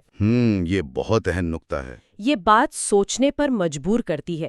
اگر ہمارا جدید معاشرہ صارفیت، مسابقت اور ہر چیز کو ایک جنس کے طور پر دیکھنے پر مبنی ہے تو یہ محبت کی ان پختہ شکلوں پر عمل کرنے کی ہماری اجتماعی صلاحیت کے بارے میں کیا کہتا ہے؟ یہ ایک بہت بڑا سوال ہے۔ اگلے حصے میں ہم جدید معاشرے میں محبت کا تجزیہ کریں گے۔ آج ہم اس کتاب کے شاید سب سے چیلنجنگ باب پر بات کر رہے ہیں، اسری مغربی معاشرے میں محبت اور اس کا زوال۔ جی، فروم یہاں ایک بہت بنیادی اور سچ کہوں تو بے چین کر دینے والا سوال اٹھاتے ہیں۔ بالکل۔ کیا ہماری جدید تہذیب کی جو سماجی ساخت ہے اس کا پورا ڈھانچہ وہ محبت کی نشو و نما کے لیے سازگار بھی ہے یا نہیں؟ اور فروم کا جواب بغیر کسی لگی لپٹی کے بالکل واضح نہیں ہے۔ اچھا، وہ کہتے ہیں کہ اگر کوئی باہر سے ایک معروضی مصبر کی طرح ہمارے مغربی معاشرے کو دیکھے تو اسے صاف نظر آئے گا کہ محبت، ہر طرح کی محبت، جی، چاہے وہ برادرانہ ہو، مادرانہ ہو یا رومانوی، اب ایک بہت بہت نایاب چیز بن چکی ہے۔ اور اس کی جگہ کس نے لی ہے؟ اس کی جگہ محبت کی ایسی جھوٹی شکلوں نے لے لی ہے جو صرف دکھاوا ہیں، اور حقیقت میں وہ محبت کے زوال اور ناکامی کا ہی ثبوت ہے۔ تو آئیے اس گتھی کو سلجھاتے ہیں۔ اگر محبت کا زوال ہو رہا ہے تو اس کی جڑیں کہاں ہیں؟ فروم کے مطابق یہ مسئلہ شروع کہاں سے ہوتا ہے؟ اچھا، فروم کا جو تجزیہ ہے نا، وہ سیدھا ہمارے معاشی نظام یعنی سرمایہ دارانہ نظام کی ساخت سے شروع ہوتا ہے۔ اوکے۔ وہ کہتے ہیں کہ یہ نظام دو بڑے ستونوں پر کھڑا ہے، ایک طرف تو سیاسی آزادی کا اصول ہے، اور دوسری طرف مارکیٹ ہے۔ ایک ایسی مارکیٹ جو تمام معاشی اور یہاں تک کہ سماجی رشتوں کو بھی کنٹرول کرتی ہے۔ یعنی ہر چیز کی ایک قیمت ہے، اور وہ قیمت مارکیٹ طے کرتی ہے۔ ہر چیز کی، یہاں تک کہ انسانی محنت، اس کی مہارت، اس کی توانائی، یہ سب بھی ایک شے یا کموڈٹی بن گئی ہیں جسے مارکیٹ کے اصولوں کے تحت خریدا اور بیچا جاتا ہے۔ بالکل، یہ کوئی ذاتی چیز نہیں رہی بلکہ ایک پروڈکٹ بن گئی ہے، اور اس ایک بات کا جدید انسان کے کردار پر بہت ہی گہرا اثر پڑا ہے۔ وہ کس طرح؟ فروم اس جدید انسان کی ایک تصویر کھینچتے ہیں جس کی سرمایہ داری کو ضرورت ہے۔ وہ کہتے ہیں کہ اس نظام کو ایسے مرد و خواتین چاہیے جو بڑی تعداد میں بغیر کسی مسئلے کے مل کر کام کر سکیں۔ جو زیادہ سے زیادہ چیزیں استعمال کرنا یعنی کنزیوم کرنا چاہتے ہوں۔ جی، اور جن کی پسند ناپسند بھی ایک جیسی ہو، معیاری یا سٹینڈرڈائزڈ ہو، تاکہ ان پر آسانی سے اثر ڈالا جا سکے اور ان کی خواہشات کا اندازہ لگایا جا سکے۔ یہ تو ایک ایسے انسان کی تصویر لگ رہی ہے جو ایک خودکار مشین، ایک آٹومیٹن کی طرح ہے۔ بالکل۔ ایک ایسا پرزہ جسے نظام کی بڑی مشینری کو چلانے کے لیے ڈیزائن کیا گیا ہو۔ مجھے لگتا ہے کہ یہ آزادی کا وہم والی بات تو آج سوشل میڈیا پر بہت نظر آتی ہے۔ کیسے؟ ہم سب کو لگتا ہے کہ ہم اپنی منفرد شخصیت کا اظہار کر رہے ہیں، لیکن حقیقت میں ہم سب ایک ہی جیسے ٹرینڈز فالو کر رہے ہوتے ہیں، ایک ہی طرح کی تصویریں پوسٹ کر رہے ہوتے ہیں۔ فروم کی یہ تشریح تو آج کے انفلوئنسر کلچر پر بالکل فٹ بیٹھتی ہے نا؟ آپ نے بالکل صحیح نبض پکڑی ہے۔ فرامس مزید کہتے ہیں کہ نظام کو ایسے لوگ چاہیے جو خود کو آزاد اور خود مختار محسوس کریں۔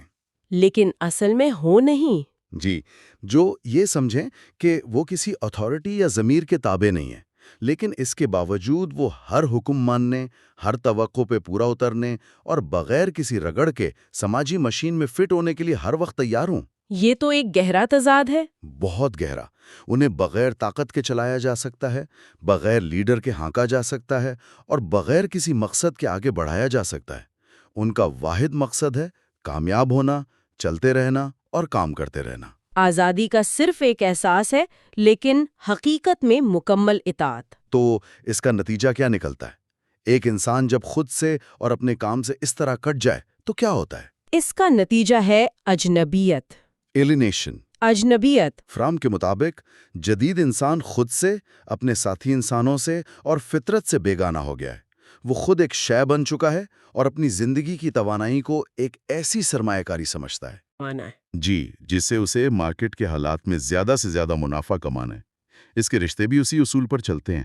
تو پھر اس ماحول میں انسانی رشتے کیسے پنپتے ہیں؟ اگر ہر کوئی خود ایک پروڈکٹ ہے اور دوسرے کو بھی اسی نظر سے دیکھ رہا ہے تو وہ ایک دوسرے سے جڑتے کیسے ہیں؟ فرام کا جواب ہے کہ وہ ٹھیک سے جڑی نہیں پاتے۔ یہ تعلقات بنیادی طور پر دو اجنبی خودکار مشینوں کے درمیان ہوتے ہیں۔ اچھا۔ ہر کوئی محفوظ رہنے کے لیے ریوڑ کے قریب رہتا ہے، مطلب سوچ، احساس یا عمل میں ذرا بھی مختلف ہونے سے ڈرتا ہے۔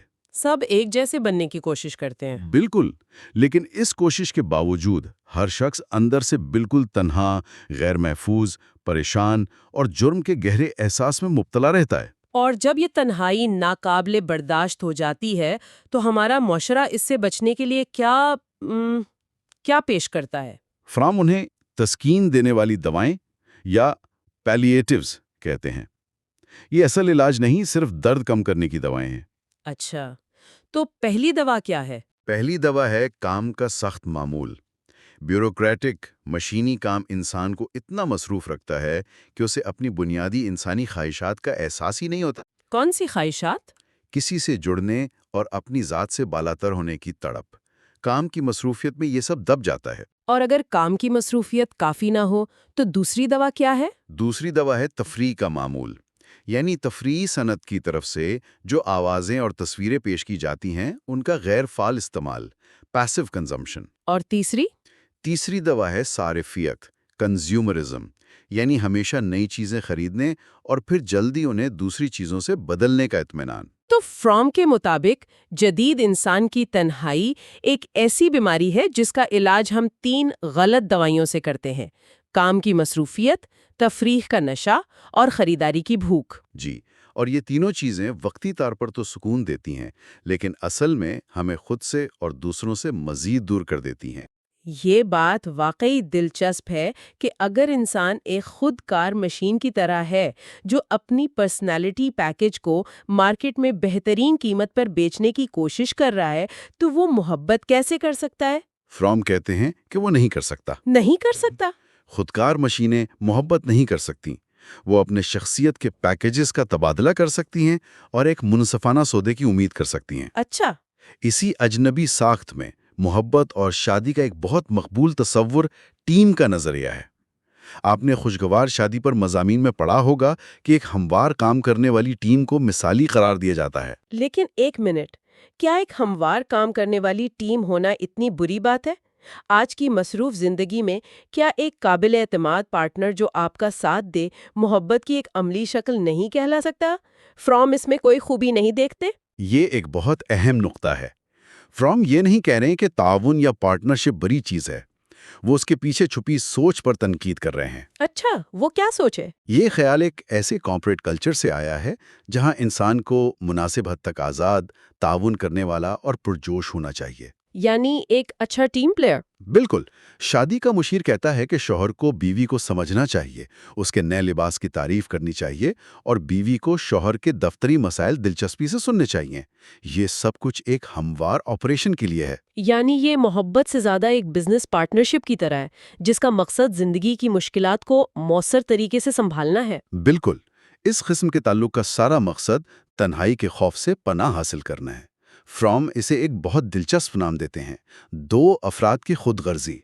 ایگوٹزم 2 افراد کی خود غرضی۔ اس میں 2 لوگ خود کو ایک دوسرے کے ساتھ ملا لیتے ہیں اور تنہائی کے مسئلے کو ایک فرد کو 2 میں پھیلا کر حل کرتے ہیں۔ انہیں لگتا ہے کہ انہوں نے تنہائی پر قابو پا لیا ہے۔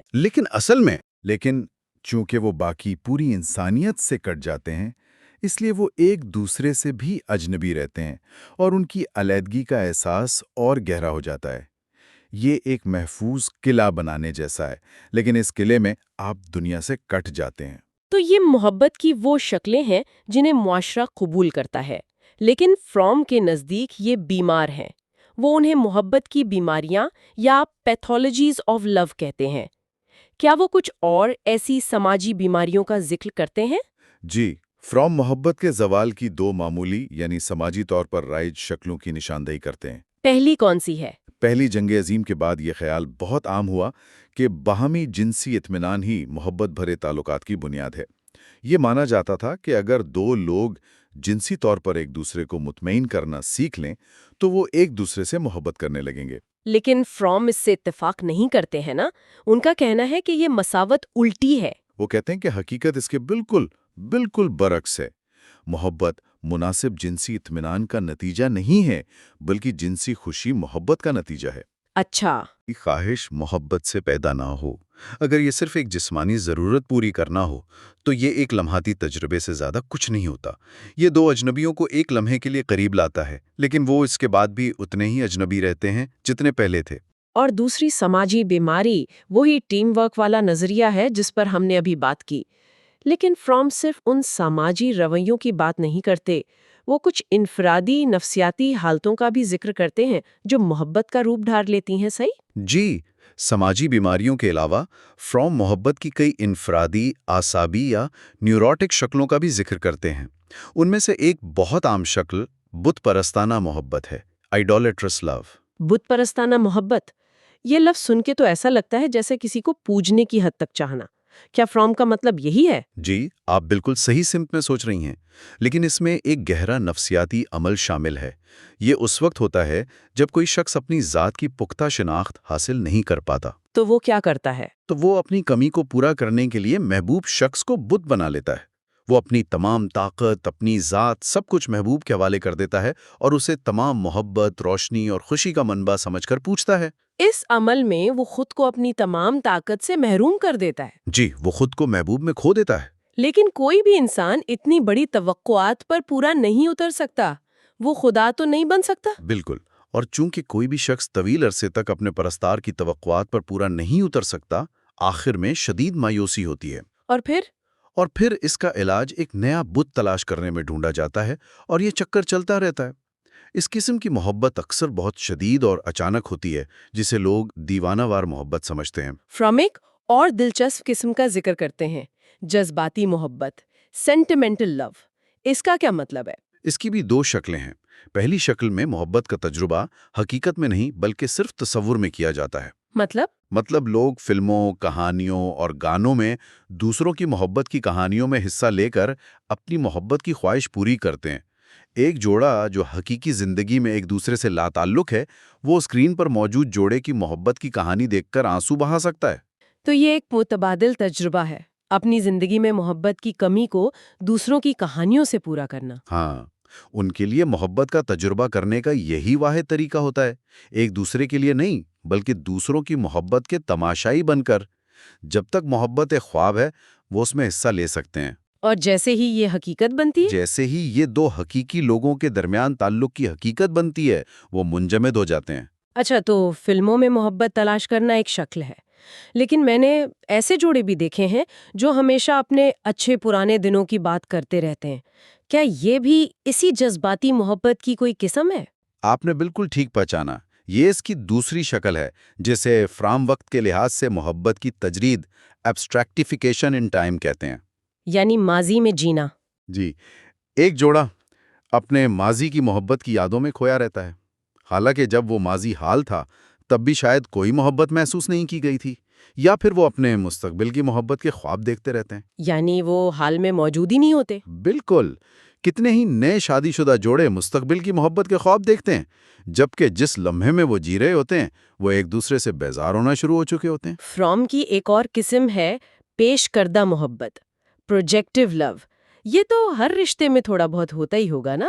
اپنے آپ کو بدلنے سے زیادہ آسان تو ہمیشہ دوسرے کو ٹھیک کرنا ہی لگتا ہے۔ جی، لیکن فرام اسے ایک نفسیاتی بیماری کے طور پر دیکھتے ہیں۔ کیوں؟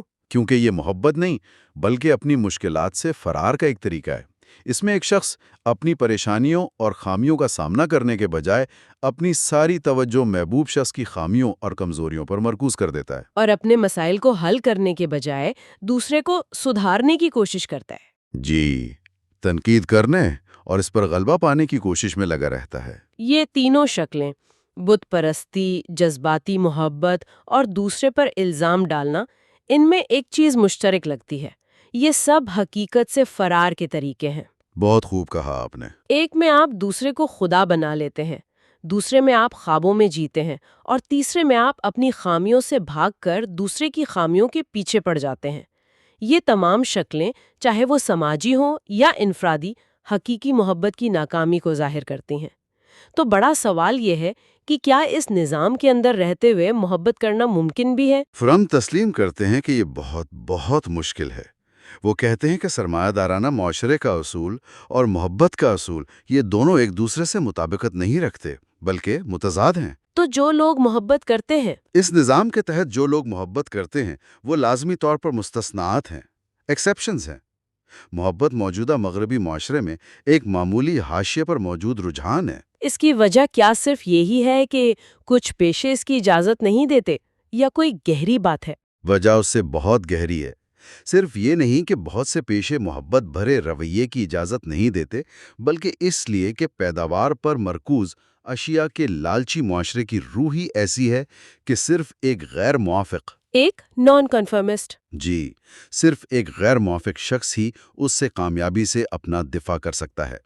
جو شخص نظام کے ساتھ پوری طرح چلتا ہے، اس کے لیے محبت کرنا تقریباً ناممکن ہو جاتا ہے۔ تو پھر حل کیا ہے؟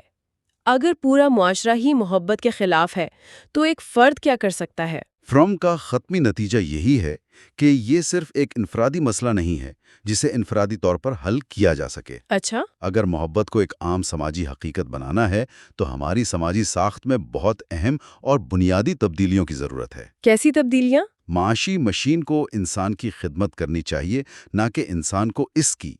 معاشرے کو اس طرح منظم کیا جانا چاہیے کہ انسان کی سماجی اور محبت کرنے والی فطرت اس کے سماجی وجود سے الگ نہ ہو بلکہ اس کے ساتھ ایک ہو جائے۔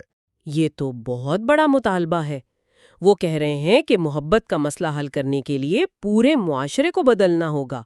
ان کے نزدیک محبت صرف ایک نفسیاتی مسئلہ نہیں بلکہ ایک سیاسی اور سماجی مسئلہ بھی ہے۔ جی بالکل، ان کے مطابق محبت کی نوعیت کا تجزیہ کرنا دراصل آج اس کی عمومی عدم موجودگی کو دریافت کرنا ہے۔ اور ان سماجی حالات پر تنقید کرنا ہے جو اس عدم موجودگی کے ذمہ دار ہیں۔ جی، محبت پر یقین رکھنا اس امکان پر یقین رکھنا ہے کہ انسان بنیادی طور پر اچھا ہے اور اس میں محبت کرنے کی صلاحیت ہے۔ تو فرام کا تجزیہ یہ واضح کرتا ہے کہ محبت صرف ایک انفرادی احساس نہیں ہے بلکہ اس کا بہت گہرا تعلق اس سماجی ڈھانچے سے ہے جس میں ہم رہتے ہیں، اور جدید مغربی معاشرہ اپنی اقدار اور ساخت کے ساتھ حقیقی محبت کی نشو و نما میں ایک بہت بڑی رکاوٹ ہے۔ بالکل، اور یہ ہمیں ایک اہم سوال کی طرف لاتا ہے۔ وہ کیا؟ اگر حالات اتنے مشکل ہیں، اگر پورا نظام ہی ہمارے خلاف ہے، تو پھر ایک فرد کے طور پر محبت کرنے کے فن پر عمل کیسے کیا جا سکتا ہے؟ اگلے اور آخری حصے میں ہم اسی سوال کا جواب تلاش کریں گے اور محبت کی مشق پر بات کریں گے۔ اور آج ہم ایرک فرام کی اس کتاب کے بالکل نچوڑ پر بات کریں گے، وہ باب جہاں سارا نظریہ، ساری تھیوری عملی شکل اختیار کرتی ہے، محبت کی مشق۔ بالکل، پچھلی گفتگو میں ہم نے محبت کے نظریے کو سمجھا، اس کی مختلف شکلوں پر بات کی اور یہ بھی دیکھا کہ ہمارے معاشرے میں اس کی کمی کیوں ہے۔ لیکن فرام کا سارا زور اسی ایک نقطے پر تھا کہ محبت کوئی جادوئی احساس نہیں ہے جو بس ہو جاتا ہے۔ جی، بلکہ یہ ایک فن ہے، ایک آرٹ ہے۔ اور یہی بات اس کتاب کو دوسری سیلف ہیلپ کتابوں سے الگ کرتی ہے۔ وہ صرف یہ نہیں بتا رہے کہ محبت کیا ہے، بلکہ وہ اسے ایک باقاعدہ ہنر کا درجہ دے رہے ہیں، ایک ایسا ہنر جسے سیکھنے کے لیے ویسی ہی محنت درکار ہے جیسی کسی اور کام کے لیے۔ یقیناً، اور آج کا مرکزی سوال یہی ہے کہ اگر محبت ایک فن ہے تو اس کی مشق کیسے کی جائے؟ اور یہاں فرام کوئی 10 نکاتی فارمولا یا آسان نسخے نہیں دیتے۔ نہیں، بالکل نہیں۔ وہ اس سے کہیں گہری بات کرتے ہیں۔ وہ ان بنیادی شرائط اور رویوں کے بات کرتے ہیں جو محبت کرنے کی صلاحیت کو پروان چڑھانے کے لیے ضروری ہیں۔ مطلب یہ ایک طرح سے زمین تیار کرنے جیسا ہے تاکہ محبت کا پودا اس میں جڑ پکڑ سکے۔ اس گفتگو کے آغاز میں ایک اقتباس ہے جو اس باب کی روح کو بہت خوبصورتی سے بیان کرتا ہے۔ جی، فرام لکھتے ہیں، جو کچھ نہیں جانتا وہ کسی سے محبت نہیں کرتا، جو کچھ نہیں کر سکتا وہ کچھ نہیں سمجھتا، جو کچھ نہیں سمجھتا وہ بیکار ہے، لیکن جو سمجھتا ہے۔ اور وہ جملہ ادھورا چھوڑ دیتے ہیں۔ جی، وہ ادھورا چھوڑ دیتے ہیں، لیکن اس کا مطلب بالکل واضح ہے کہ جو سمجھتا ہے وہی محبت بھی کرتا ہے۔ یہ اقتباس علم اور محبت کے گہرے تعلق کو واضح کرتا ہے، یعنی محبت صرف ایک جذبہ نہیں بلکہ سمجھ اور بصیرت کا عمل بھی ہے۔ تو چلیں اس بات کی گہرائی میں اترتے ہیں کہ محبت کرنے کے فن میں مہارت حاصل کرنے کے لیے کن چیزوں کی مشق کرنی پڑتی ہے۔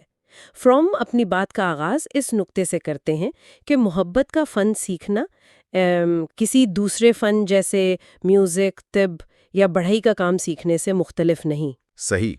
ان سب کے لیے کچھ عمومی شرائط ہوتی ہیں، وہ کیا ہیں؟ دیکھیں، فرام 3 بنیادی شرائط کی نشاندہی کرتے ہیں جو کسی بھی فن میں مہارت کے لیے لازمی ہیں، اور وہ ہیں نظم و ضبط، یکسوئی اور صبر۔ ٹھیک ہے، آئیے سب سے پہلے نظم و ضبط یعنی ڈسپلن کی بات کرتے ہیں۔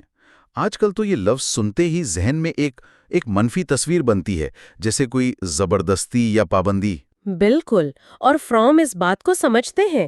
وہ فوراً واضح کرتے ہیں کہ یہ وہ سخت اور آمرانہ نظم و ضبط نہیں جو باہر سے مسلط کیا جائے، اچھا، بلکہ یہ ایک عقلی اور خود پر لاگو کیا گیا نظم و ضبط ہے۔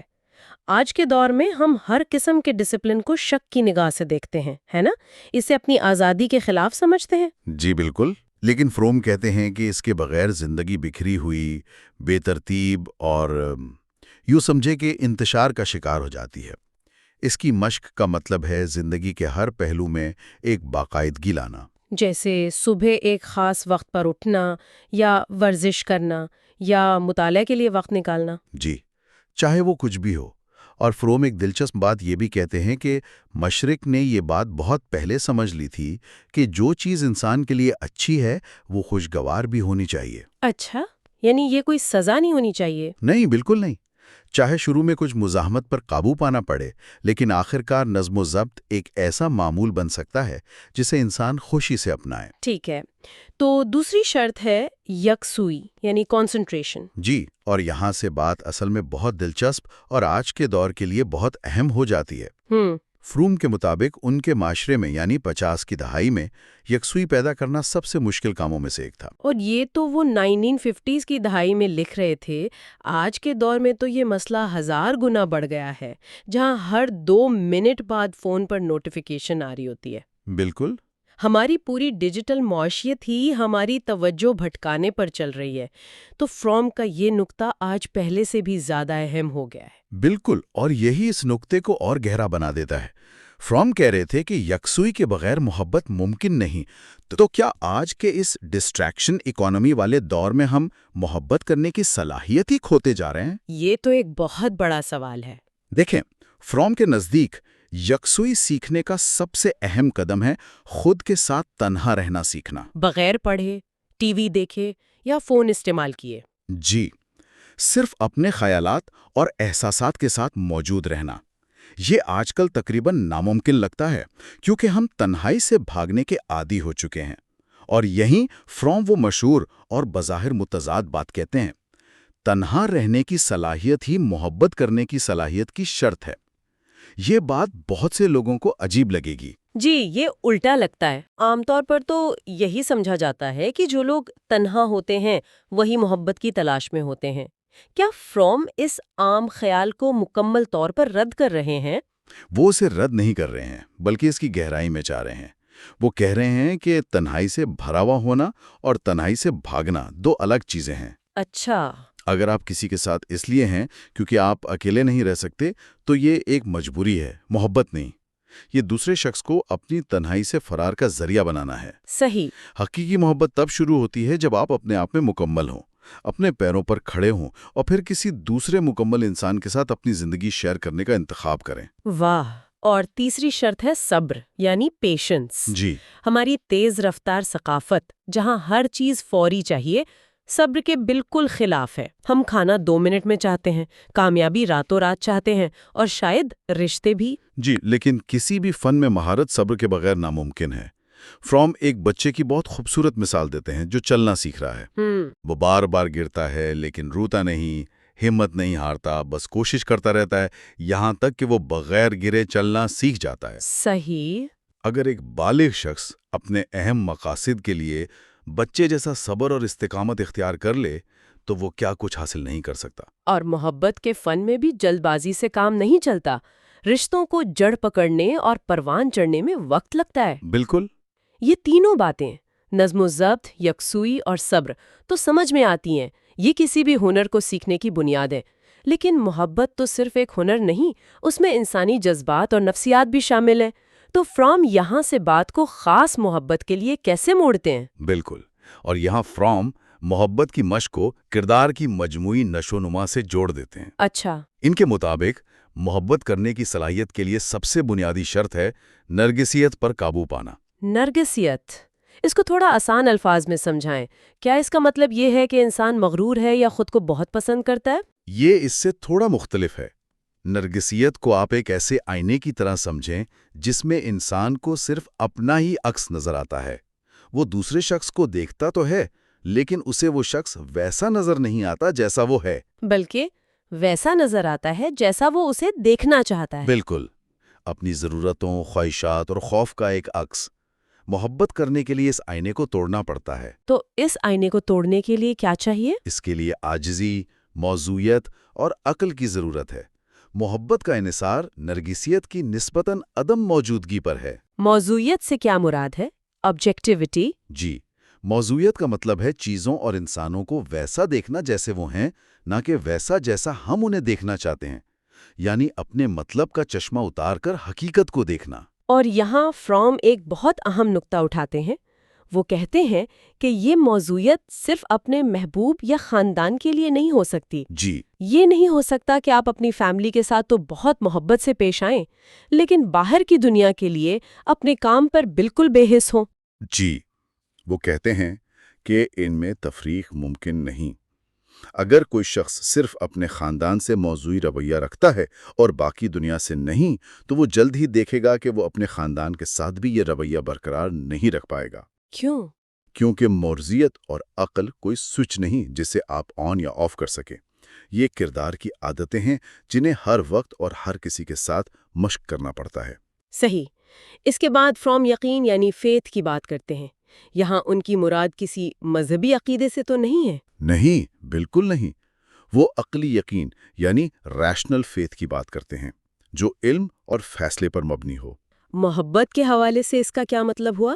اس کا مطلب ہے اپنی محبت پر یقین، اس کی صلاحیت پر یقین کہ وہ دوسرے شخص میں محبت پیدا کر سکتی ہے۔ اس کا مطلب ہے دوسرے شخص کی بنیادی خوبیوں اور صلاحیتوں پر یقین کرنا، چاہے وہ ابھی ظاہر نہ بھی ہو رہی ہوں، اور سب سے بڑھ کر اپنی ذات کی پائیداری پر یقین۔ یہ بات تو مجھے بہت چونکا دینے والی لگی جو میں نے کتاب میں پڑھی۔ فروم کہتے ہیں کہ ہمارا اصل غیر شعوری خوف محبت نہ ملنے کا نہیں بلکہ محبت کرنے کا ہے۔ جی، یہ تو پوری نفسیات کو الٹ کر رکھ دیتا ہے۔ اس کا کیا مطلب ہے؟ اس کا مطلب ہے کہ محبت کرنا ایک بہت بڑا رسک ہے۔ محبت کرنے کا مطلب ہے بغیر کسی ضمانت کے خود کو کسی کے سپرد کر دینا۔ ایک چھلانگ لگانے جیسا؟ بالکل، اس امید پر کہ ہماری محبت دوسرے میں بھی محبت پیدا کرے گی۔ اس میں مسترد کیے جانے کا، تکلیف پہنچنے کا خطرہ ہے۔ اس لیے بہت سے لوگ غیر شعوری طور پر خود کو پوری طرح کسی کے حوالے کرنے سے ڈرتے ہیں۔ فروم کہتے ہیں محبت یقین کا ایک عمل ہے، اور جس کا یقین کمزور ہے اس کی محبت بھی کمزور ہے۔ اور یقین کے ساتھ ہمت کا بھی گہرا تعلق ہے۔ یقین کے بغیر ہمت نہیں آتی۔ لازماً اپنے فیصلوں پر قائم رہنے کی ہمت، یہاں تک کہ جب وہ غیر مقبول ہوں، محبت کے لیے خطرہ مول لینے، تکلیف کو قبول کرنے اور غیر یقینی صورتحال میں جینے کی ہمت چاہیے۔ یہ کوئی محفوظ اور آرام دہ راستہ نہیں ہے۔ اچھا، فرام بار بار اس بات پر زور دیتے ہیں کہ محبت ایک فعالیت یعنی ایکٹیویٹی ہے۔ یہ سن کر لگتا ہے کہ شاید اس کا مطلب ہر وقت کچھ نہ کچھ کرتے رہنا ہے، جو کہ کافی تھکا دینے والا تصور ہے۔ نہیں، اور یہاں فرام ایک بہت بڑا فرق واضح کرتے ہیں۔ ہمارے لیے ایکٹیویٹی کا مطلب ہے بھاگ دوڑ کرنا، مصروف رہنا۔ بزینس۔ جی، بزنس۔ لیکن فرام کے نزدیک یہ وہ چیز نہیں ہے۔ ان کی فعالیت ایک اندرونی کیفیت ہے۔ یہ ایسا ہے جیسے ایک پودا خاموشی سے بڑھ رہا ہوتا ہے، باہر سے کوئی بھاگ دوڑ نظر نہیں آتی، لیکن اندر ایک مسلسل پیداواری عمل جاری ہوتا ہے۔ اچھا۔ محبت بھی ایسی ہی ایک اندرونی فعالیت ہے۔ یہ اسٹینڈنگ ان لو ہے، فالنگ فار لو نہیں۔ یہ بہت خوبصورت فرق ہے۔ یہ کوئی ایسی چیز نہیں جس میں آپ گر جاتے ہیں، بلکہ ایک ایسی حالت ہے جس میں آپ مستقل کھڑے ہوتے ہیں۔ بالکل۔ تو اس کا عملی مطلب کیا ہوا؟ یعنی اگر میں محبت کرتی ہوں تو میں کیا کر رہی ہوتی ہوں؟ اس کا مطلب ہے کہ میں محبوب شخص کے لیے مسلسل فعال تشویش کی حالت میں رہتی ہوں۔ میں اس کی نشو و نما، خوشی اور آزادی کے لیے متحرک رہتی ہوں، نہ کہ صرف اپنے لیے۔ اچھا۔ لیکن، اور یہ بہت اہم ہے، یہ صرف اس ایک شخص تک محدود نہیں۔ فرام واضح کرتے ہیں کہ اگر میں سست ہوں اور زندگی کے دیگر شعبوں میں بیداری، چوکسی اور فعالیت کی حالت میں نہیں ہوں، تو میں اپنے محبوب سے بھی فعال طور پر تعلق قائم نہیں رکھ سکتی۔ یعنی یہ نہیں ہو سکتا کہ کوئی شخص اپنی نوکری میں انتہائی غیر فعال اور لا تعلق ہو، سماجی طور پر بے حس ہو، لیکن اپنے گھر آ کر ایک بہت محبت کرنے والا ساتھی بن جائے؟ فرام کے مطابق یہ ایک وہم ہے۔ ایک وہم ہے۔ جی، پیداواری صلاحیت میں محنت کی تقسیم نہیں ہو سکتی۔ محبت کی صلاحیت کے لیے شدت، بیداری اور بڑھی ہوئی زندگی کی توانائی کی ضرورت ہوتی ہے، اور یہ توانائی صرف زندگی کے دیگر تمام شعبوں میں بھی ایک فعال اور پیداواری رویے کا نتیجہ ہو سکتی ہے۔ یہاں سے بات ایک بہت بڑی تصویر سے جڑ جاتی ہے۔ اگر محبت ہمارے پورے کردار کا حصہ ہے تو یہ صرف ہماری ذاتی زندگی تک محدود نہیں رہ سکتی۔ یقیناً۔ اس کا تعلق ہمارے معاشرے سے بھی ہونا چاہیے۔ یقیناً، اور فروم اپنی بحث کو اسی نقطے پر ختم کرتے ہیں، جس سے یہ کتاب صرف ایک نفسیاتی تجزیہ نہیں رہتی بلکہ ایک گہری سماجی تنقید بھی بن جاتی ہے۔ وہ کیسے؟ اگر محبت ایک کردار کی خصوصیت ہے تو اسے نہ صرف خاندان اور دوستوں کے ساتھ بلکہ کام، کاروبار اور پیشے کے ذریعے رابطے میں آنے والے لوگوں کے ساتھ بھی تعلق میں موجود ہونا چاہیے۔ لیکن ہمارا جدید سرمایہ دارانہ معاشرہ تو اس اصول پر بالکل نہیں چلتا، وہاں تو مسابقت اور ذاتی مفاد ہی سب کچھ ہے۔ تو کیا فروم یہ کہہ رہے ہیں کہ ہمارا معاشی نظام ہی محبت کرنے کو مشکل بناتا ہے؟ وہ بالکل یہی کہہ رہے ہیں۔ فروم تنقید کرتے ہیں کہ ہمارا معاشرہ بہترین حالت میں انصاف یعنی فیئرنیس کے اصول پر چلتا ہے۔ یعنی دھوکہ نہ دو لیکن اپنا فائدہ دیکھو۔ جی، اپنا فائدہ دیکھو، ایک دوسرے سے فاصلہ رکھو، یہ محبت نہیں ہے۔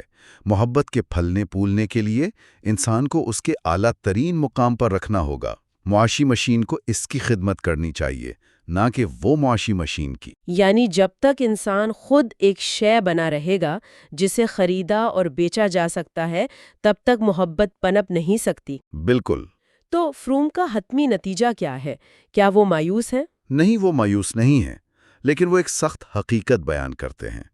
وہ کہتے ہیں کہ کوئی بھی معاشرہ جو محبت کی نشو و نما کو نسبتاً خارج کرتا ہے، وہ انسانی فطرت کی بنیادی ضروریات سے اپنے تضاد کی وجہ سے بالآخر ختم ہو جائے گا۔ کیونکہ محبت ہی انسانی وجود کے مسئلے کا واحد صحت مند جواب ہے۔ جی، واحد، صحت مند اور تسلی بخش جواب ہے۔ تو محبت کرنے کا فن پر ہماری یہ طویل گفتگو اپنے اختتام کو پہنچی۔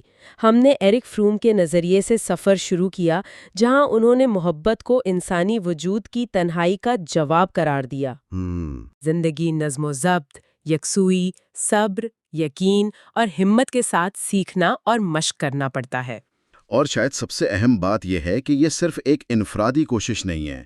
فروم ہمیں یہ سوچنے پر مجبور کرتے ہیں کہ ہماری محبت کرنے کی ذاتی صلاحیت کا ہمارے ارد گرد کے سماجی اور معاشی حالات سے کتنا گہرا تعلق ہے۔ بالکل۔ اگر معاشرہ مسابقت، کھپت اور بیگانگی کو فروغ دیتا ہے تو اس میں محبت کرنے والے افراد پیدا کرنا انتہائی مشکل، اگر ناممکن نہیں تو ضرور ہو جاتا ہے۔ کتاب کے آخری الفاظ ہی شاید سننے والوں کے لیے بہترین اختتامی سوچ ہے۔ جی، فروم لکھتے ہیں، محبت کی نوعیت کا تجزیہ کرنا آج اس کی عمومی عدم موجودگی کو دریافت کرنا ہے اور ان سماجی حالات پر تنقید کرنا ہے جو اس عدم موجودگی کے ذمہ دار ہیں۔ اور پھر وہ امید کی بات کرتے ہیں۔ جی، وہ آگے لکھتے ہیں، محبت کے امکان پر یقین رکھنا ایک عقلی یقین ہے جو خود انسان کی فطرت کی بصیرت پر مبنی ہے۔ یعنی محبت پر یقین رکھنا انسانیت پر یقین رکھنے کے مترادف ہے۔ بالکل۔ اس گہرے اور فکر انگیز تجزیے میں ہمارے ساتھ شامل ہونے کا شکریہ۔